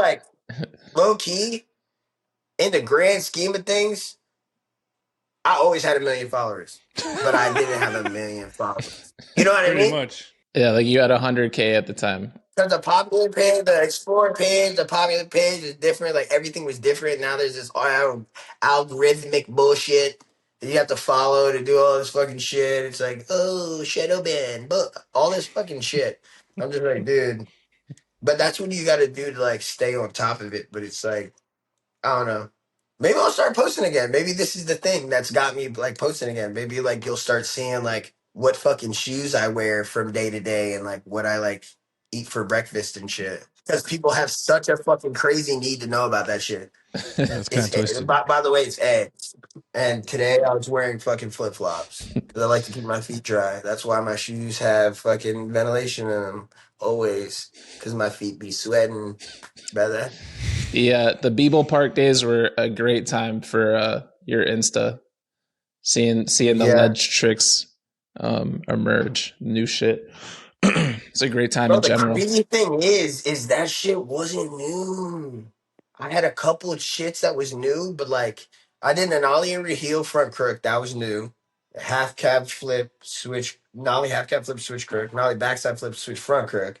Fire. All that other random shit really wasn't new. Oh, nollie half cab heel tail slide fakie flip. That was new, but that was kind of like two tricks together. Carlos. That was a good time. Now the Nike part now is just out of the way. Mm-hmm. Before that shit was so close. Woo! COVID times. I could be home in like 5 minutes. Now I gotta like wait like a cool like 30. Which is like, oh yeah, first world problems. You gotta like drive fucking more than 10 minutes to go to your like private indoor park. You know what I mean? So I sound like a fucking dickhead, but it's like, you know what I mean? It's my fucking life. You know what I mean? It's like that's the shit that I live. So it's like, oh, good. I get it. I get that it's like sounds crazy me saying, but also it's like when you already had that one, you're like, Mm-hmm. that shit was. I actually like that park better though. A couple of years back, Nike finally did the right thing and blessed you with a signature shoe. How did that come about behind the scenes? Blessings, blessings. It was talked about prior to that for like years. Like even to design a shoe, it takes 2 years to design the shoe, and then prior to that, they talk about giving you the shoe. So I probably found out 3 to 3.5 years prior that I was gonna get a shoe. And you're like, we're thinking about giving you a shoe, and then it's gonna take the time to design the shoe. Like it's pretty before, you know what I mean? Even the things like the now with designing shoes like colorways and this that, and the third, it's like you see trends and you try to land on the trend, but the trick, you know what I mean, you put all the specs in now. Like let's just say right now we're talking and we talk about like, oh yeah, we got that Herman board with the yellow and the purple. I want to make a colorway based off of that. You're not gonna see that until late 2028, buddy. Mhm. You know, Yeah. just off a colorway. Did you ask for a shoe or did they approach you? When I got the eyewear dunk, 3 years prior to that, I was like skating the Janowski, and I was like, the dunk is cool. The dunk is cool, but it's fucked up. It's like doesn't grip enough, and it's too puffy for me, for what I like. So I was like, we got to redesign it. I would go into meetings, and every year I would go to the meeting. I'd be like, we got to redesign the dunk. We got to redesign the dunk. We got to redesign the dunk. And then I got Skater of the Year, and coincidentally before that, they had already been like, oh yeah, we kind of just like fell in the line. But yeah, I was saying that for years before, and then we redesigned the dunk. We designed the sole different, where it has that foam in the bottom, and the tread is sharper, the smaller tongue. And they've adopted it, the style that I had for the dunk, for most dunks, depending on if they're doing the original style or the. But most dunks, the sole at least is the same one. So did that, and then I was like, oh, we want to give you another shoe that's selling good. Oh yeah, like let's do a blazer. I've been skating a blazer. Let's do blazer mid. Let's skate blazer mid. They're like, oh yeah, like pro shoe. And then I got all these people in my ear always like, you should have both your fucking years ago. And I'm just like, the fuck does that matter, dude? Like we're talking about present. We're It's talking here about now, man. the real time. What's going on? You know what I mean? So it's like, Hey, I don't better know. late than It's a never. blessing. It's fun to do. The team is awesome to work with, and everybody, all the feedback that I see, I'm trying to incorporate it in. Apparently, I have fucking needle dick feet or some shit because people are always like, Woo, your first people shoe, are always, bro. Your people are first shoe people are was always like, fucking crazy. people are always like, they're so thin, they're so pointy, like they hurt my feet. You know what I mean? So Bro, apparently, my Can feet you test to that, are say? super thin. bro, his first shoe, I was wearing a pair because I always skate blazers, but I'm like, all right, I need to find a shoe I can jump in. Yeah. So I'm like, let me try Ishad's first shoe, and I just put them on and went to the movie theaters. I was in LA. I just went to the movie theaters with Clark and Karina, and I'm literally You sitting in took a theater with no weight on my feet, and it was like cutting off the circulation. I watched the movie barefoot. I was like, this is actually insane. bro. You couldn't walk Oh out of the shit. theater. Yo, it was fucked. I honestly take my shoes off anytime I'm sitting anywhere. Maybe they're too thin for me too. Maybe But that then was the thought again, process. the switch trays are going. Maybe that's why. Maybe that's why yours aren't that good. yeah, Oh, yeah. Again? No, I'm that joking. has I'm been joking. I'm Oh, twice joking. I'm in hell joking. I'm nah. joking. twice in I'm like an joking. hour He's and a like, half. no, you coming from us? He's like, we gonna switch tray off. No, you got wet switch trays, bro. Bro, I'm fucking with you. I gotta, You already know that. I see it. bro, I don't have a switch tray for the bunt video. That's a big problem right now. I gotta get my shit better. All right. Speaking of Philly, tell us about the trip that involved a smoke alarm, partying until 6 a.m. every night, and stacking clips, man. Sheba and some people were staying in my living room, and there was a smoke alarm at my house, and my ceilings were like 22 feet high or some shit, and I didn't have a ladder to get that shit, and also that shit is out of sight, out of mind for me. You know what I mean? There's like memes about it, like black folks like be like not paying attention to the smoke alarm, like that shit is real as fuck, bro. I didn't even hear that shit. I didn't even hear it, second guess it, nothing before they were like the smoke alarm driving us crazy. I was like, smoke alarm? What the fuck are you guys talking about? I'm 100% serious. And every night they were like we were stacking stuff up trying to reach it because it was like mad high up. You know what I mean? They were like we were trying to do some elaborate thing, and like I guess I was up super late every night because like pretty much up until COVID, my life was like pretty different. I turned pro and then I'm traveling the world, a traveling skater, and I'm young, you know what I mean? Sweat a lot, so my metabolism's going. I'm sweating everything out. I can fucking drink till 4, 6 in the morning every night, wake up early and go skate all fucking day and do it again for like months, bro. This shit was crazy. So like that shit was like not even anything. You know what I mean? And then like, shit happens. You're like, dude, is this what you know what I mean? You slow down and you start to realize what's going on. It's not like everything's at super speed. You know what I mean? Fucking traveling the world. You're here 2 weeks with the team, and then you're home for a week and then you go off again for another 2 weeks and then you're home for like 3 days, then you leave. You know what I mean? It's like it was like a constant party for like 11 years. Then COVID hit, and I was like, oh, whoa, holy shit! I Yeah. didn't stop going for like that long. You know what I mean? It was like I traveled out to California to Sacramento to skate with Matt Mullen. I was only supposed to be in California for 3 weeks. Stayed with him for like almost a month, and then I went to SF. I was supposed to leave after like a week, and then they're like, "Oh yeah, you're gonna be in the video since day one." And then the next thing I know, I'm out there for 3 months. I'm on the team. Video comes out. I'm pro. I get skater of the year. Traveling around the world. Next thing I know, boom, COVID. Oh shit! 11 years. That was crazy. Yeah. Holy That's shit! crazy. You know? Finally slowed down. Yes and no, because COVID was a period where, you know what I mean, everybody slowed down. So it was just a big reflecting period Mm-hmm. from everything.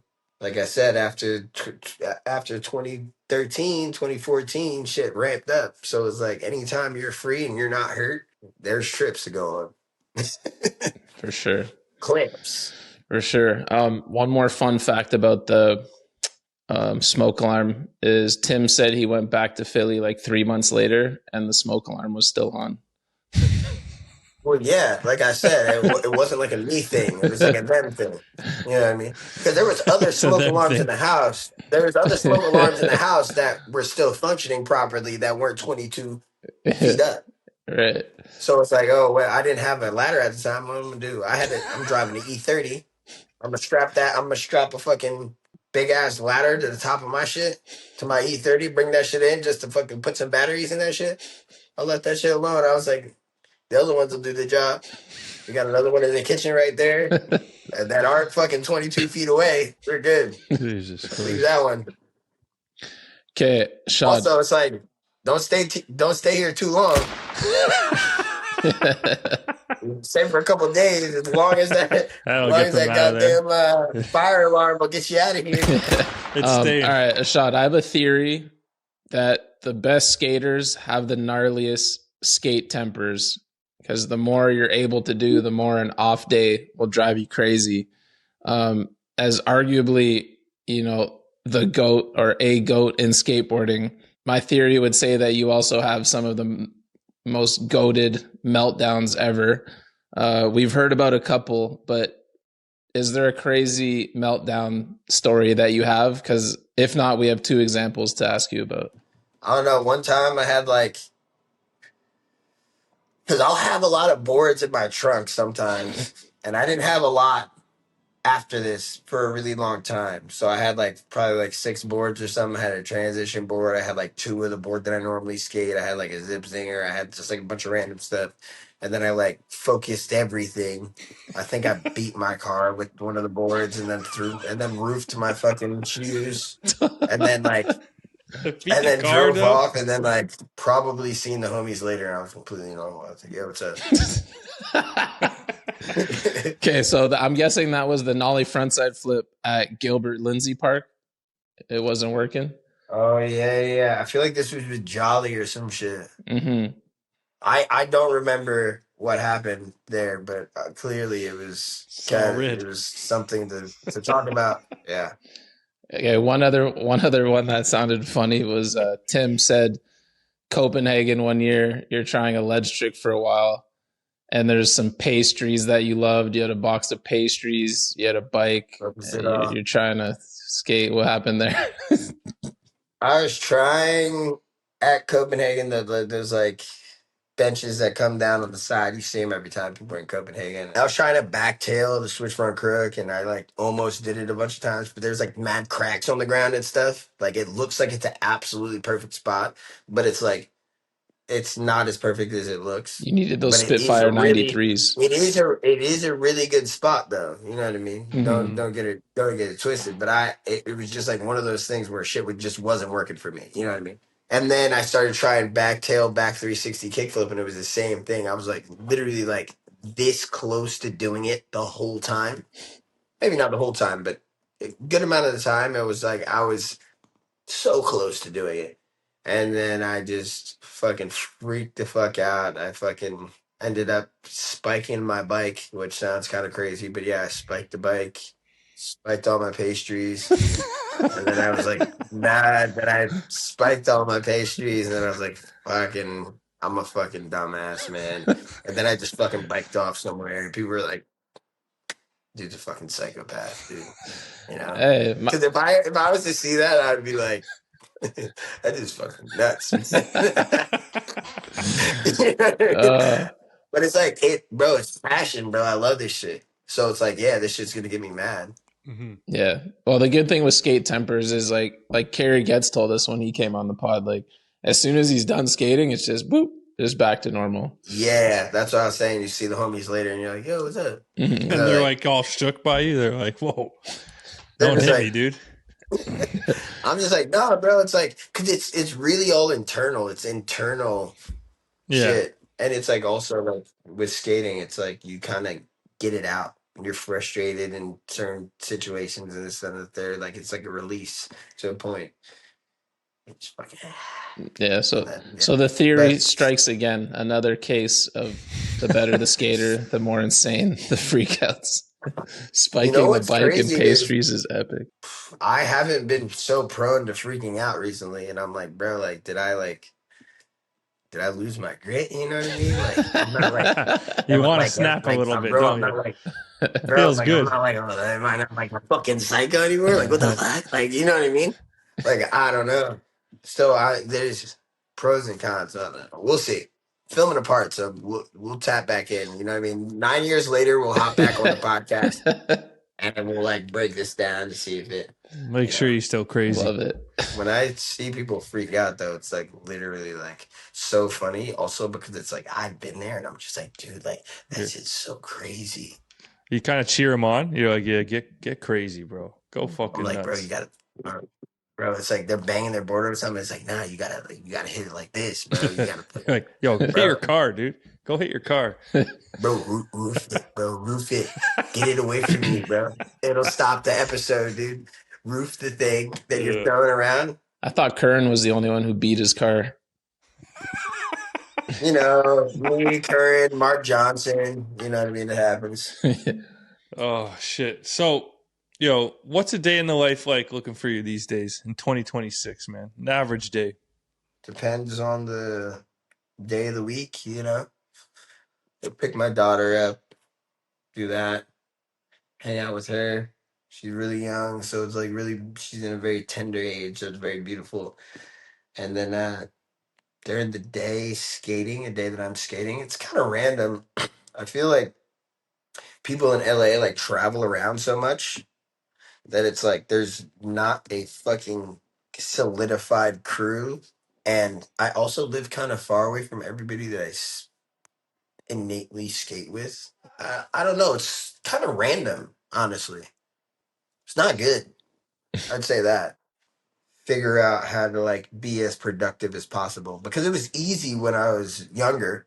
Hang out with the bros, drink until whatever time, drink, smoke until whatever time, and then like there'd probably be some homies sleeping around. You know, so I'm like, oh yeah, like, should we go skate? That's all we got to do. You know what I mean? It's like it's easy to have the people around that you were like skating, and now it's like I'm in my mid-30s. You know what I mean? Live with my girl. It's not just the way it was. You know what I mean? It was like when I was younger, it was like really skatey. When I lived in Philly, I lived like 3 blocks away from like downtown, or 3 blocks away from like municipal. You know what I mean? Mhm. Like it was like every other time I lived with people that skated. So it was just like, boom, I'm in it already. You know what I mean? Mm-hmm. Now it's like I gotta like, you know what I mean? I got some family life going on and then I got this. So it's like, I'm tapping in and I'm tapping out. So it's like I gotta like figure out how to navigate it. It's fucking weird. Life, It's baby. different. Yeah, but fatherhood's obviously a huge change too. And congrats on that. Yeah. Mm-hmm. Thanks, bro. You mentioned working on a part, but in life in general, what's next for Ishod Wair, man? Yeah, the video part, and then just like I said, just trying to figure out how to be as productive as possible and just locking in. Yeah, it's harder. Like back in the day, we would skate at nighttime. People would be in the van. They'd be skating together. It would be like a thing. I feel like shit is like, especially with everything being so solo. Oh yeah, Instagram. I'm filming for this Instagram edit. Oh yeah, I'm filming for the solo part. All this. It's like not as united as shit used to be. Mm-hmm. Fucking carpool more. Maybe it's not like everybody. Maybe it's just like the people that I hang out with or something. But yeah, I feel like growing up, like we really used to be locked in. Now it's not as locked in. You go on a skate session, there's like fucking like seven fucking cars. It's like infuriating. You know what I mean? You go to LA and it's like everybody's, you know what I mean? Everybody's older. You know what I mean? Everybody's like going, living fucking 20, 30 minutes from each other. You know what I mean? They got their shit going on in their lives. And it's like, it's not just like, we're in one van, we're together. You know what I mean? It's like you're rolling deep and it's like there's fucking six, 3+ cars, every fucking, you know what I mean? Yeah. Fucking Yeah. bullshit. I mean, I feel like you're It's the same describing thing though. just First getting world older. problems, Happens dude. with Yeah. old It's age, first man. world problems. It's the same thing. Yeah. I always have nostalgia for that too. Like everything you just described is the exact same thing in our crew. Like we used to just be Dude, together it's all the time, every weekend, yeah, day and night. Then you get older, you party together too. That's a whole nother layer. And then you get older, yeah. and then you start to have partners and move in with your partners, and then it's game over from there. You gotta have like a different type of strat. So I'm trying to figure out my strat. From the outside looking in, killing it. So just keep doing your thing, brother. Yo, it's Rapid Fire with the Ghost, and this week we're honored to be brought to you by Real Skateboards. The newest drop is hitting shops now, and it's got new boards from the man himself, Ishod Wair. He's got his twin tail shapes out now, built so both ends of the board are perfectly symmetrical. No matter how you land, you're ready to go. It's the kind of detail that makes perfect sense coming from Ishod, a skater whose whole approach is built on precision. There's a reason Ishod's always the answer to most talented skater on planet Earth. Get to your local shop to check out the new Ishod Peace LTD foil boards and the rest of the Spring 2 drop from Real. And don't forget to tell them the Bunt sent you. All right, the shades came off for a little rapid fire. Business. Shit's about to get real, blood. All right. Favorite skater? I'll just go off like some just off the top of my head right now. Simon Benrod is super sick. Cream Calendar, very fun to skate with. Organic skater. Bobby De Kaiser's footage is pretty fucking interstellar. Hell yeah. John Muir Brown. Okay. All right. Favorite video? Let's just say yeah, right, because that was like my first Epic. love. Favorite video part? Maybe one of Bobby Worce's parts. The home turf when he's skating all Pulaski. Mm-hmm. So good. Gonz's Cricket Chronicles part is just like mad, like it's mad like fun. Like if you watch that part, it looks like he's just having like the most fucking fun ever. Favorite style? Oh, another one of my favorite skaters, We're going Don backwards. Vinderlinden. Yeah. Favorite style? We're never gonna get through this. I know. What was his name? Dave is gonna start pushing it along here. Brian Herman. Ooh, good Nice. Brian Herman is swaggy. Great man. one. I'm also favorite skater Antoine Dixon. See, this is why I be missing stuff, and it makes me feel bad in the past. And I'm like, bro, like, what the fuck was I talking about? But yeah, Baker 3. Shout out Baker 3. Which skater had the biggest influence on the way you skate? I don't know. I don't think I ever really tried to be like anybody specific. But I remember seeing Yeah Right and being like, bro, like how is P Rod like a kid, but he's so fucking good? Like how? Mhm. Doesn't make sense. You know what I mean? So like P Rod, like when I was young, I was like, dude, P Rod is the GOAT. Yeah. Most talented skateboarder on planet Earth. I mean, I'm gonna assume the most talented skateboarder on planet Earth is like in some random fucking town somewhere. I feel like Don is one of them. What's that? What's the dude's name that skates for Element too? Oh, Jocko or Yeah, Jocko. Yeah. Yeah. Yeah. Okay, yo, this is rapid fire. Let's pick up the pace of shot. Let's go. Yeah, we're gonna try to do that, but like, you He know what I can't even mean? get Like one question that out. they, Before they you do try the to rapid rush me, fire, but maybe let's I slow won't. down. You know what I mean? I know what you mean. Favorite trick. Nollie flip, switch flip. When you're feeling good, just a nice little. Hardest Oh, trick and for nollie you. crook, and nollie crook, Love it. Hardest trick for and you. I'm just kidding. You fucking guy. Hardest trick for me, nollie late flip. Like front foot Mm. flip? Yeah, no, like nollie front foot flip. Most illegal trick. Like doing a front feeble or something, and then like hanging your foot off. Mm. You know how somebody front feebles and then they like just like take their foot off to just be like, I'm raw. But it's like you could also do that like riding by a ledge and doing like a beast ass nollie flip crook, but instead you just like do a front feeble and take your foot out like Like you don't mean one foot. Like you mean like how little kids do it, where it's like no, it's like you get into a front feeble and you take your foot off, like you literally are like dragging it. oh, You're like, completely. yeah, you like lift your foot up. You're like, it's like dragging it, bro. It's you're better off just doing like just a really good front feeble. Mm-hmm. Another thing that I've said in interviews before is like a feeble to 50, feeble 50, like stuff like that. And like people have done it in real life, and people be like, "Oh, like you don't like that trick," and I'm like, "Dude, it's not that deep. I don't give a fuck." If you like make yourself like look like a fucking idiot at the skate park because you're doing your nasty little tricks, like I don't care that much. But and this is another thing, a lot of people don't get this. Most of the people that are the TMs for brands grew up in the age where all that shit is fucking lame. So what are you gonna do? Like you're gonna try to like realistically you gotta impress the dude that's like possibly gonna put you on the team. Mm-hmm. You're gonna try to impress like ultimate OG with the fucking with the feeble to 50 to fakey gang. Bro, you just ruined your chances straight. Like once he saw that, he was like, all right, this dude can kick rocks. um, okay, what's the Like just think like favorite it's like, clip? bro, shit, think about it, bro. Favorite And clip? it's like, how are you gonna come and be like, how are you gonna pull up with the sponsor me and be like fucking worse than this nigga was 30 years ago? That's happening a lot. Bro, watch his part. Watch his part Uh, and do better, gang. bro, the ultimate one for that these days, Davis. That fool probably be getting so many people trying to get on A6 now, and it's like, yo, don't come to me with a feeble 50, man. You better be nollie hurricaning.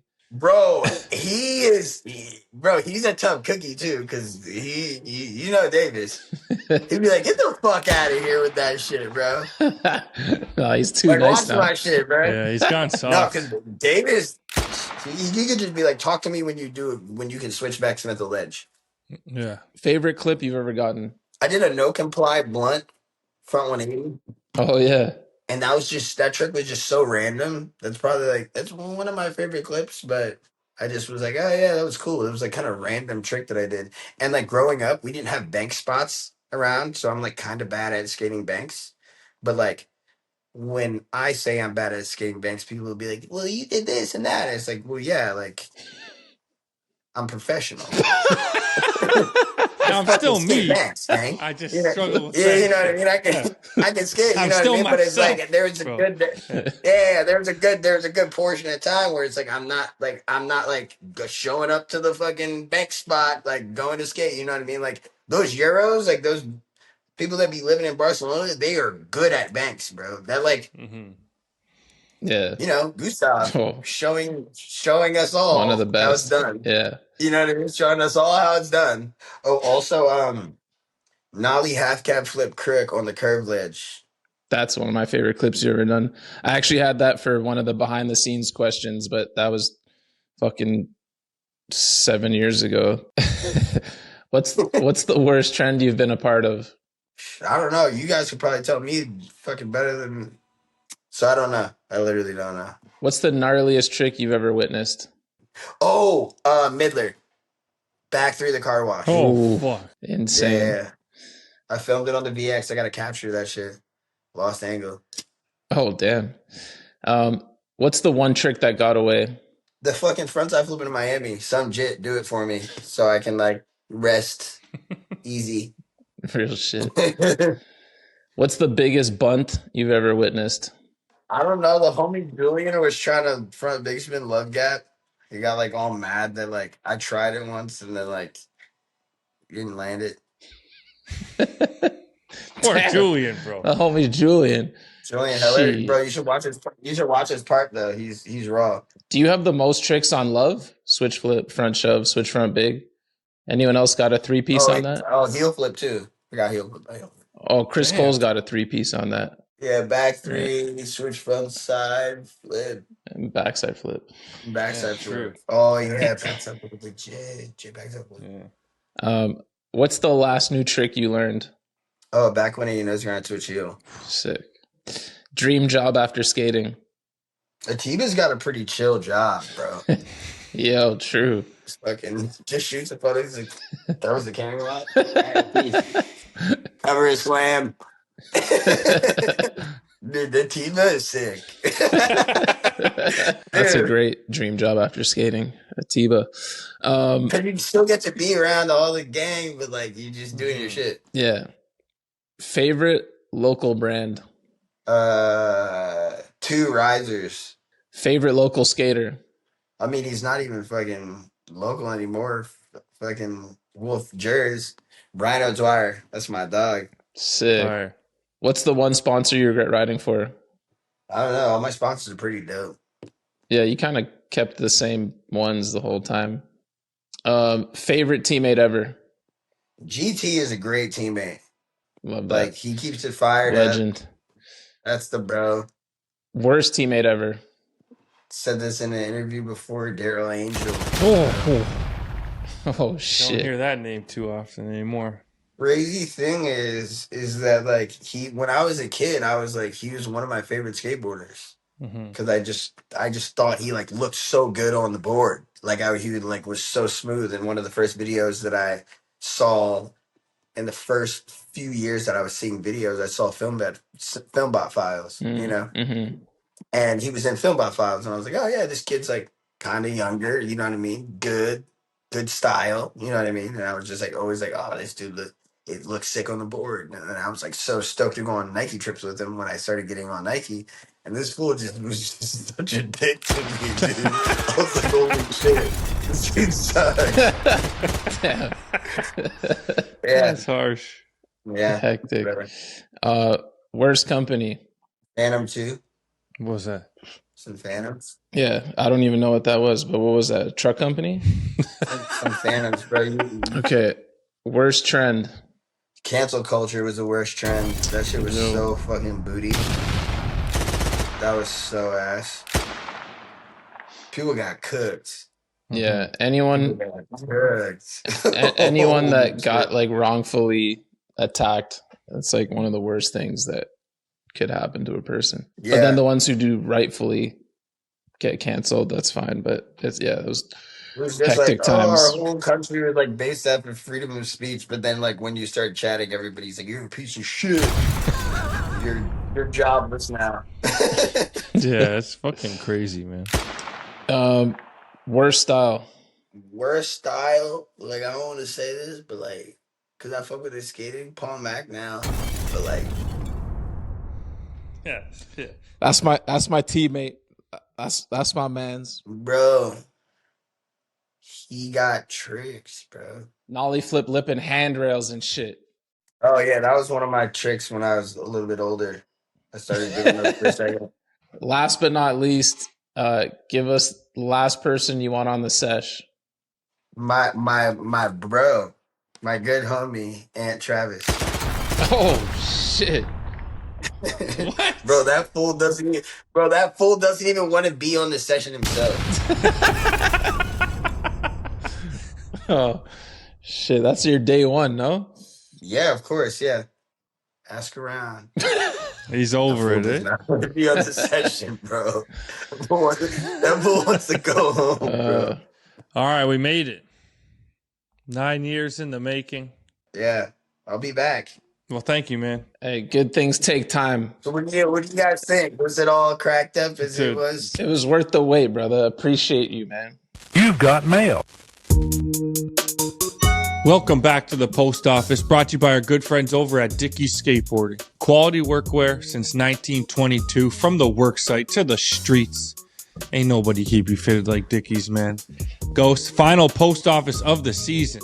A big one. Super excited. But before we get into it, a message heading into next season's post office. Yeah, I think it's time we have to put an official time limit on these voice notes, because we try and record for roughly 20 minutes and we got people in here trying to take up 10% of that 4, time 5 single-handedly. So 1 minute, that's 60 seconds, people, for next season, because this first one's like over a minute already, but gotta give y'all a warning. And like, this ain't because we don't want to hear from you. We want to hear from more of you. So let's keep it quick. 60 seconds, keep it moving. 61 seconds, the Ghost ain't having it. Under 60 in the post office. Who we got up first? First up, we got an email from Mike Heaton. Let's take a listen. Hey fellas, Mike here, fellow Torontonian. Thank you so much for all you guys do. Wow, having Mitch B, Jalba, and Jake Anderson in the van must have made for some strange baritone symphony of madness. I've actually had the pleasure of hanging out with both of you on a couple occasions, back when I lived with my pal Jimmy DeCare and the 100 Massey days here in Toronto. One time, Donna went out of his way. It was snowing on Boxing Day, and I was waiting in line outside of a Drift to purchase Pretty Sweet, which had just come out. And as soon as Dono saw me in line, having hung out before, he came out, grabbed me, and pulled me past about 50 people waiting in line. Same sort of thing happened with Seifa at the first Bunt Jam, when he went out of his way once he saw me to ensure that I got one of the collectible sweat towels you guys give out. Which brings me to my question here. I'm just hoping you can each give us an example of a time when Dono went way above and beyond to help out the Ghost, and a time when the Ghost went well out of his way to help our boy Dono out. Once again, thank you so much for everything you guys do, and looking forward to seeing you skating in the city this summer, as well as the Bunt Jam. Take care, fellas. Damn, should have listened to this one in advance. Lovely email. In reference to Jalba, Mitch, and Jake in the van, I gotta say, dude, Carlos was one of the loudest guys in the van as well. Might not think that, but Carlos, freestyle savant, some might say. So just shout out Carlos too for being a big voice in the van. Once he starts, he will not stop. Yeah, I was mostly sleeping in the back. Huge shout out to Jimmy, though. Jimmy DeCare. Yeah, I haven't seen him in ages. Homie, I know. Miss you, dog. This is tough, dude. We're doing things for each other on a daily, weekly, monthly basis. Basically, been each other's right-hand man in the Bunt for 9 years now, coming on 10. Day in and day out, the Ghost goes above and beyond for me. Obviously, sometimes scheduling's a little bit harder for me with work and the family and stuff. So he goes above and beyond every day to make things work out easier for me, which I couldn't be more thankful of. Yeah, it's just an everyday thing. The Ghost goes above and beyond for me. So massive thanks for that. One specific thing, it's got to be starting this pod, man. Like, he was the one who pushed buying that microphone from Best Buy 10 years ago. I didn't want to do it. I was skating, and he wasn't taking no for an answer. So it's got to be that one for sure. Damn. Yeah, similar. But I'm trying to think of stuff outside of the pod, because I feel like that's obviously we have each other's back on everything. Damn.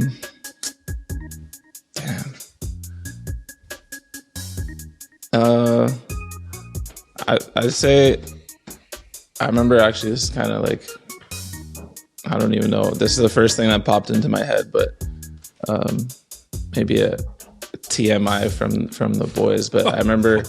No, it's not. It's not embarrassing. But I remember when I got the news that I had to have my third ankle surgery, which I think I was 29. I just turned 29, and I was like, I thought I was done with that shit. I hadn't had surgery in 7 years, and it just kind of broke me on the spot. And Donna was at my mom's house in the basement, and then I just started crying, which was kind of crazy. But Donna was there for a hug and support, so that I remember that for forever. Dude, we've been friends for like 20 something years now. Lots of memories. Yeah, this is sometimes these emails get a little emotional, eh? I know, fuck, man. All right, what the hell is that? Shout out, Mike. Back to skating. Next up, we have an email from Aaron Bliss. Yo, Dono Safa, what do we think about backtail 270 shove? I've always thought it looked like shit, but I see a lot of people do them. That's a good one, because I agree. They can like be shit. Done. Yeah, they can be done well. Yeah, it looks like shit, man. You're not lying, dude. Like, although Bobby did one at Dunbat last summer or 2 summers ago, where he literally popped the shove above the ledge, which was cool. But yeah, it's just a dorky trick, maybe. Yeah, I still remember. Like, I think Mark Johnson did the first one that was like in a big video, popularized it, and I feel like that one even kind of maybe bounced off the ground or wasn't like perfect. But I remember at the time everyone was like, "Oh, talking about it," and then Wenning did the first one switch, and that was insane. But overall, when I see them now, I'm just, unless you do it like Bobby, of course, there's always exceptions, but I would tend to agree. Just prefer a plain shove. Backtail shove, man. Yeah. So we agree with you on that one. Daggy. All right. Next up, we got an email from Sabati. Long time, first time, blah, blah. Let's cut the shit and keep the word count down for the ghost. You just wasted like 20 words right there, bro. First, as an American, I want to know if Canadian content hits different for you guys. Where do you guys stand on Youngblood 1986? Easily in my top 5 favorite films. Do you have any strong feels for Strange Brew, Letterkenny, and or Shorzy, Trailer Park Boys, Angine de Poitrine, French-Canadian band? Second, I want to hear your opinion on my dream trick, or if Gustav or Shane has already done it. Coming at the ledge, front side, you do a backside 180 nose grind, switch backside 360 out. I envision it as a backside 180 nose grind to regs, but landing on the nose to pivot 180, completing the 360 out. A full 360 out with no pivot seems too absurd. Also, what's up with bringing back the upside down Pacers logo cap? Not really a question. I'm just trying to manifest it into reality. Lastly, I would like to throw said hat into the internship ring. Thanks for your time and for filling up mine. Burn Barnes and prosper. Love you. Bye. Okay. The word count was not down. Yeah. First of all, it was actually through the fucking roof. One of the longer emails of the season. Strong feels for Trailer Park Boys, for sure. Definitely went through a Trailer Park Boys phase where it definitely took over my vocabulary, which was an awful time. Probably haven't recovered. The Donoisms. Yeah, probably haven't recovered from Ricky that. Too much. Which is awful. Absolutely awful. Was it swearing like crazy for about a year and a half? Just equally as bad. I don't know about this dream trick. So it's like back 180, nose grind, 270 out, but you're going to alley-oop into it. again, might be too much, similar to the backtail 270 shove. I think the alley-oop back 180 nose grind to regs would be sick. I don't think we need that extra 180. But he's saying going backwards. Oh, just like how you do it, you mean? Yeah. Yeah. But alley-oop, right? That's what he wants? Alley-oop back 180 nose grind back to regs. No, coming out of front side. Just regular. Just regular back 180 nose grind. But he wants it alley-oop or just regular? Oh, just regular. Yeah, you back 180 in. It's like a backbreaker of pain. Back 180 in, back 180 nose grind, normal, and then switch back 3 out. So like the way I do it, more rotation. Yeah. I don't think that would look that good. There's a few people who may have done it that come to mind. Oh shit, I'm forgetting. What's his name? The Euro guy, not Gustav, the other man bun legend, Anthony. I don't want to guess his name, but skated for Small and stuff. Let me see if I can find him. But he's got switch back 3 back 3s, like light work and shit, and back 180 nose grind, switch backside flips and all that. So I'm guessing he's done it because he's one of the techest ledge skaters of all time. So this is just a front nose pretzel, yeah, but back 180 nose grind. Yeah, and then I mean, Carl Watson could probably do it just how he wants it. Yeah, has he not? I have no idea. Fuck. And then the legend who is on Primitive and Adidas, I don't know what he's saying now. Oh my god, it's gonna. What's his? Peacock. Yeah, Brian Peacock. He's also. I mean, I don't like them, but he does them, like switchback 5-0 or like whatever. However you want to get into your back switchback 5. He 360s out of switchback 5s. He was like a flash in the pan, real quick. Eh? He was huge for a sec, and now he's kind of. I think where'd he go? That's a little disrespectful, man. He was a beast for many years. But like, where is he, bro? I think he's back in the States. But I just want to see more. Like, he was huge for. Same. I've hit him Maybe up it was to come on the pod. The Hellas shit was big, and then he was big in that, I think. Yeah, but he had at least like 10 years of 10 years of relevance. Well, he's still relevant. I just mean he was like headed to upper echelon with Adidas. I just think we see him less. Maybe that's just my algorithm. There was no disrespect meant there. It was more of wanting more. Yeah, well, I don't know if he's still on everything, but if you hear this, no disrespect, we're huge fans and would love you to come on the pod. Mm-hmm. I literally lurk his Instagram like every couple months and rewatch certain edits because he was one of those guys that was so good at Insta edits and the pop and shit. Mm-hmm. Guaranteed tremendous safety. This one. Mm-hmm. Dude, he's so butter. Yeah. Oh.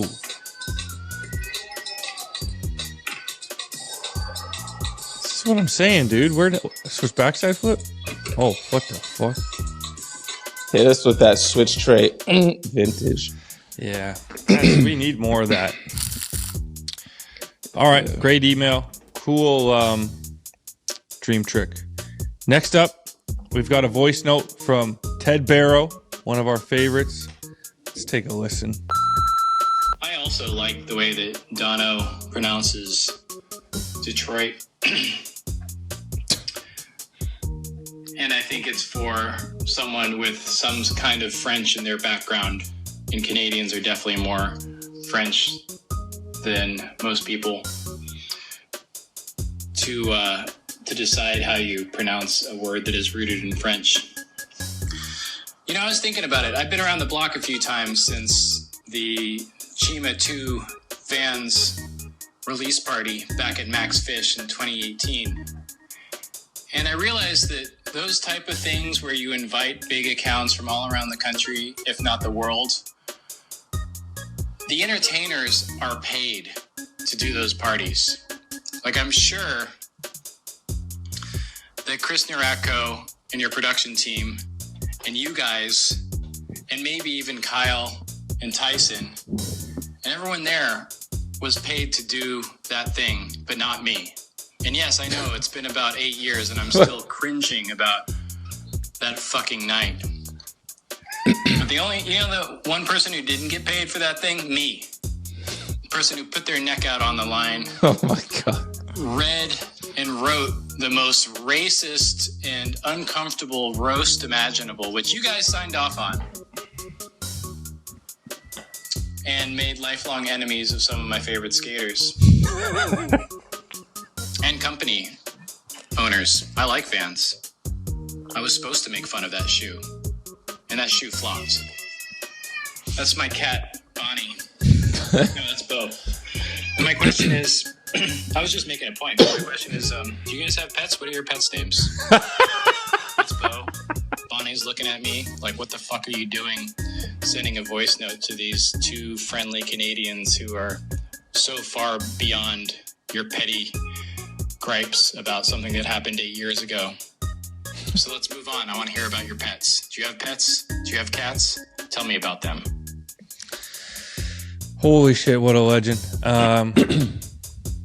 Yeah, dude, still think about that night. Wasn't supposed to go down like that, man.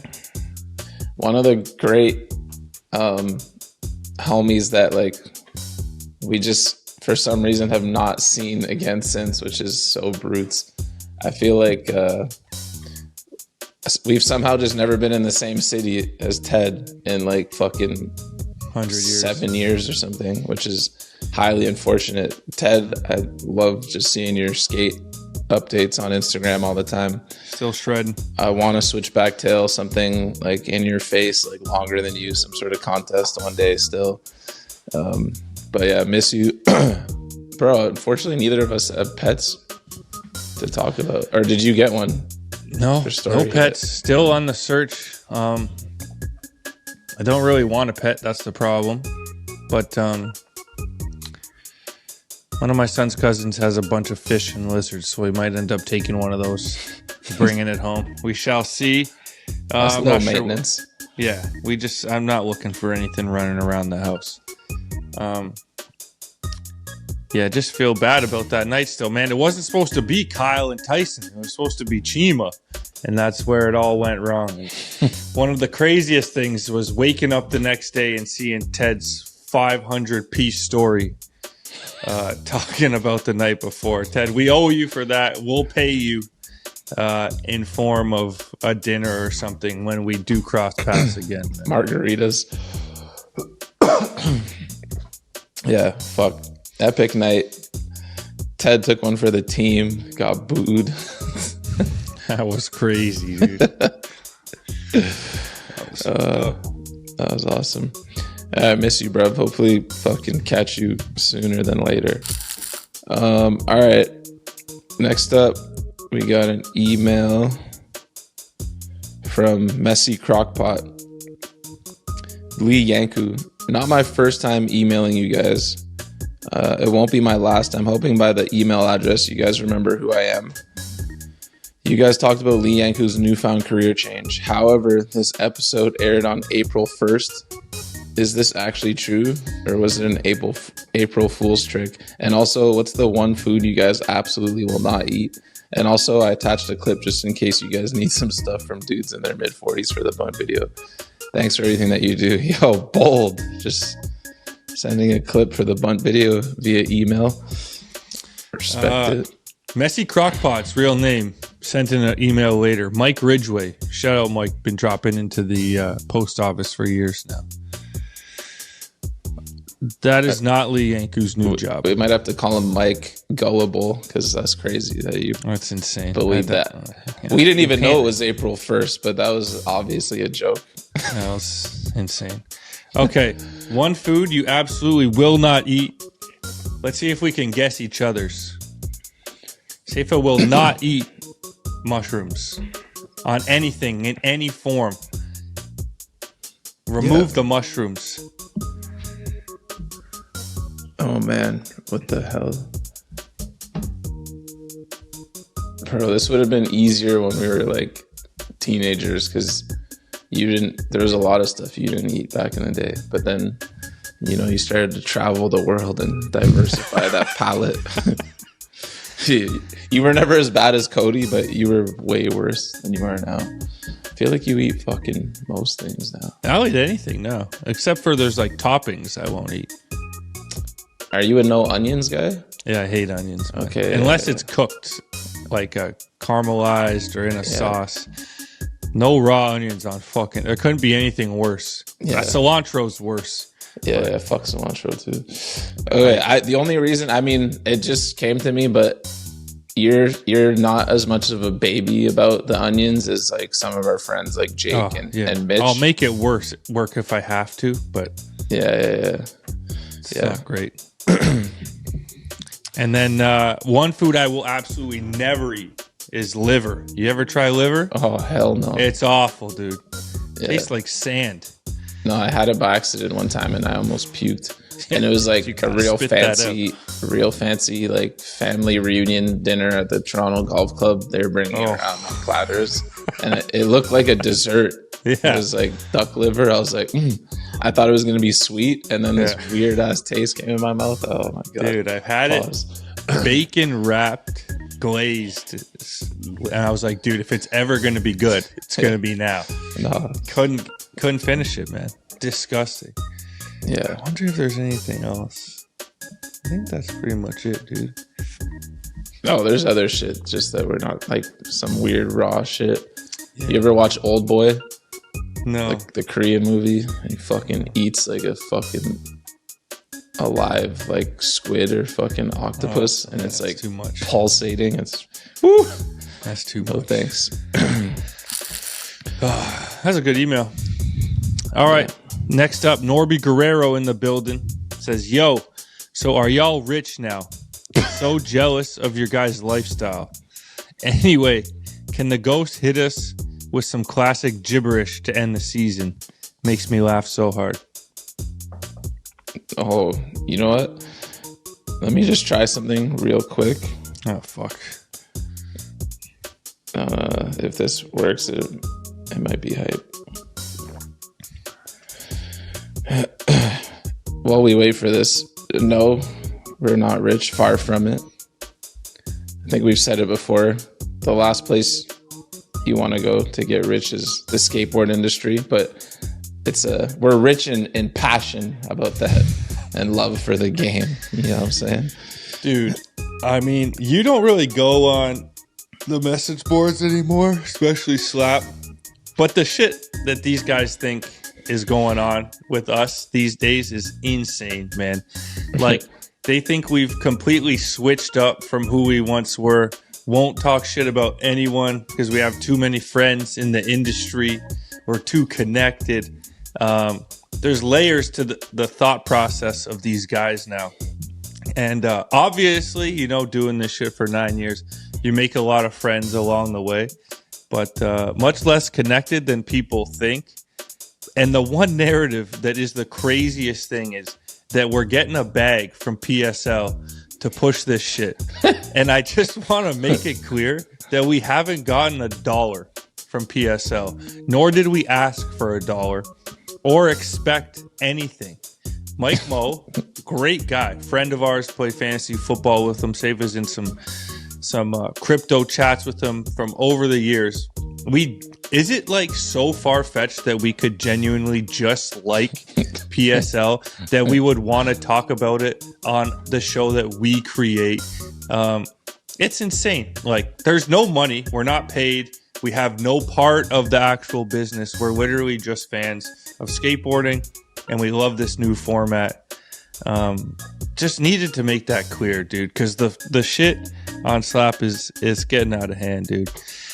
Wow, yeah. I was not aware of that. That's hilarious. Crazy. I will give them credit. The less hating, I'm sure if we listen to some episodes from like 2016, 17, 18, we're probably, letting it fly a little bit more. So I'll give them that. Sometimes you are like, oh, fuck, like, pretty much know someone at most of the big brands now. And Yeah.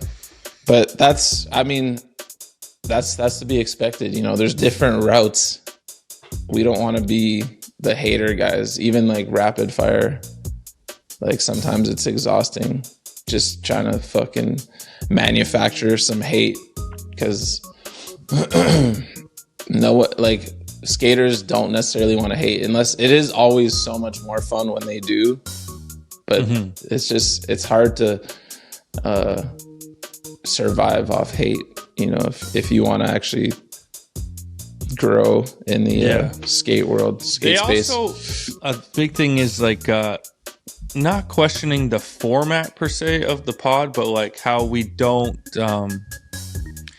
push conversations further and like stay in our lane and stuff like that. But we only have like an hour and a half to 2 hours with each guest. We're trying to accomplish as much as possible in that time. You can't keep these guys 4 or 5 hours, and then this has to be edited down into like a listenable format. It's already such a long format.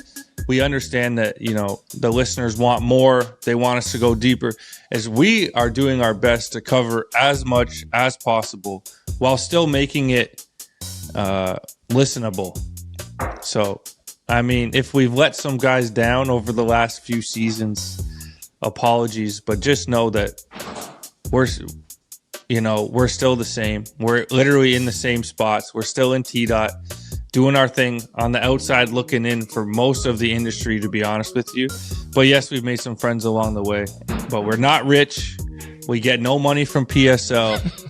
That's great. Still are who we are, man. So we also started this when we were in our 20s. We're now in our late 30s. We've also grown up a lot over the last 9 years, and you've seen us grow up a lot. As a 20-year-old, it's a lot easier to talk shit and not give a flying fuck. Now when you don't know anyone.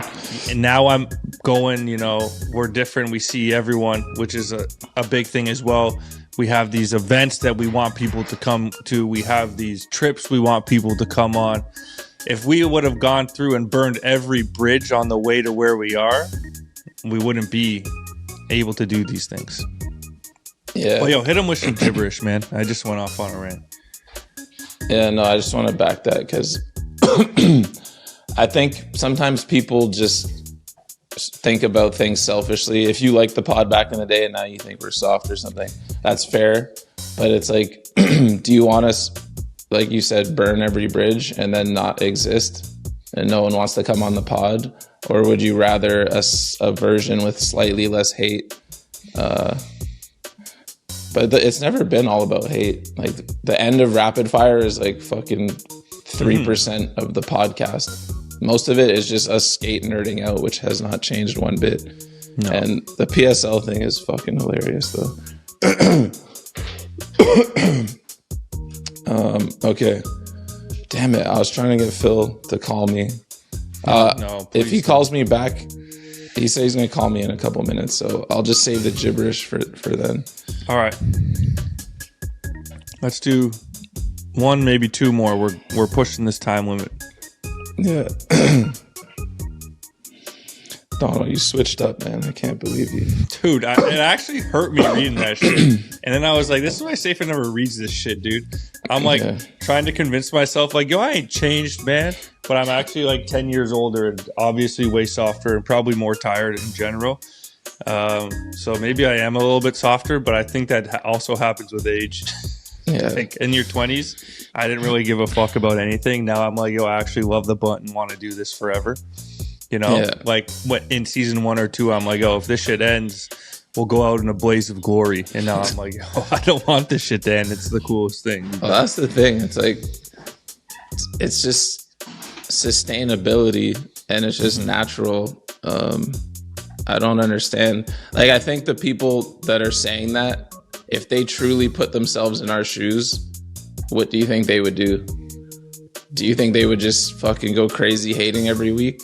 That's the other thing. And it's like, don't you kind of want this to go on, right? Like, do we not want to keep doing this? Yeah, These guys not want to, you know, I can't speak for them, but hopefully I would want them to listen. Like, we do our best to get these guys in here. We're approaching 300 interviews, starting from a no-name podcast by ourselves in a basement to now hopefully getting to this 300th interview, our 5th event, finally dropping the Bunt video. Like, some big milestones along the way. We've obviously had to play our cards, and hopefully we've played them right. Like, I'm happy with how we've gone about it. Same. And on that note, yo, Tyne, frappe-moi avec tes sons les plus forts. C'est qui? Non, juste, yo, va fou. Mais c'est qui, non? A Bunt singing this something, man. Hinzuminin! Please. Probably at work, dude. Please. Mais ma gorge, j'ai Oh mal à la my. gorge, là. A Bunt sangat. All right, get him out of here. Donde la handsome. Last one. Hell yeah. You guys need help, I'll call dude. you back. Sorry. Phil's throat is hurting. He wasn't able to deliver. Yeah. All right, dude, rapid fire this one last email. Let's see if we can do one more and end on a good note. This last PSL one? There's 2 more. We could do them both quick. Let's do it quick. Okay. Sorry, answering one long. All right.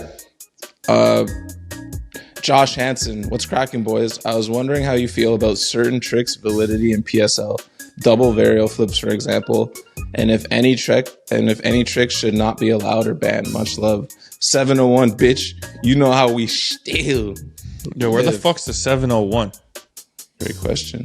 Let me look it up real quick. What area code is 701? North Dakota, covering cities like Fargo, Bismarck, and Grand Forks. Well, Fargo? One of my Damn. favorite shows. That's wicked. Shout out Sluggo. I don't think anything's illegal in PSL. Let it fly. That's why you're there. Yeah, you might not like it, and I don't love it, especially with one person has like an unstoppable bag like that. It's like, if Ginwoo didn't get hurt, Los Santos might be champions right now, because that was looking unfair. But yeah, you can't ban something. I think, wait, there is one trick that's not allowed, isn't there? Well, you just have to pop. There's like no grabs, right? Yeah. No so you grabs. can't do like no complies or boneless shit. No, you could do the no comply. Yeah, like, I meant boneless. You can't like do the scoop grab thing. Yeah. Otherwise, I think everything goes. I mean, that switch ride off that Sinner tried to pull off. Yeah, Foy didn't like that. He was not happy. Yeah. All right, last email for the season, and on a wholesome note from Kenny R. Yo, what's good, boys? I know that some parents are super supportive of skating, while others see it as a distraction and maybe don't like the stereotypes attached to it, especially in the early to mid 2000s. How did y'all's parents feel about skateboarding?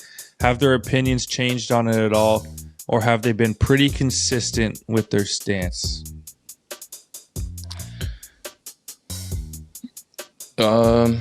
My mom was always supportive, and my dad wasn't.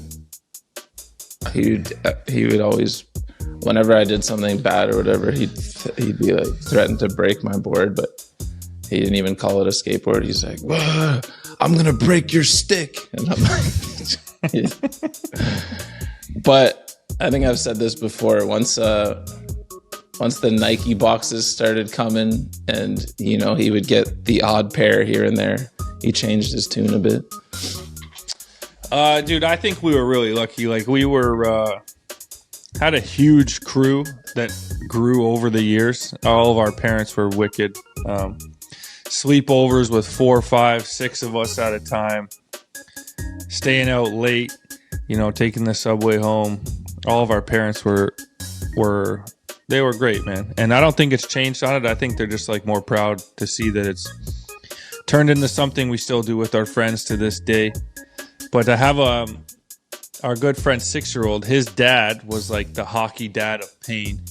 Loved hockey, would like rent the ice so we could play more hockey. He hated that we skated.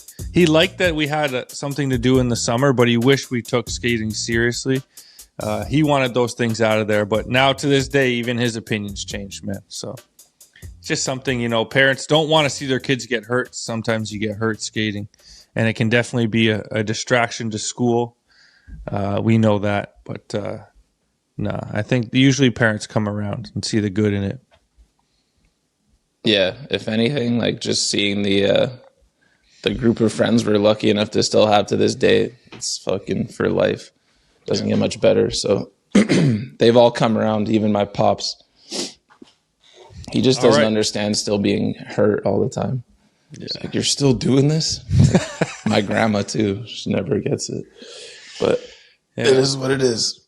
All right, y'all. That's going to wrap up the post office for this season. Next season, get your emails, voice notes into the buntlive@gmail.com under 60 seconds. Let's keep it moving and answer lots of questions next season. Hell yeah.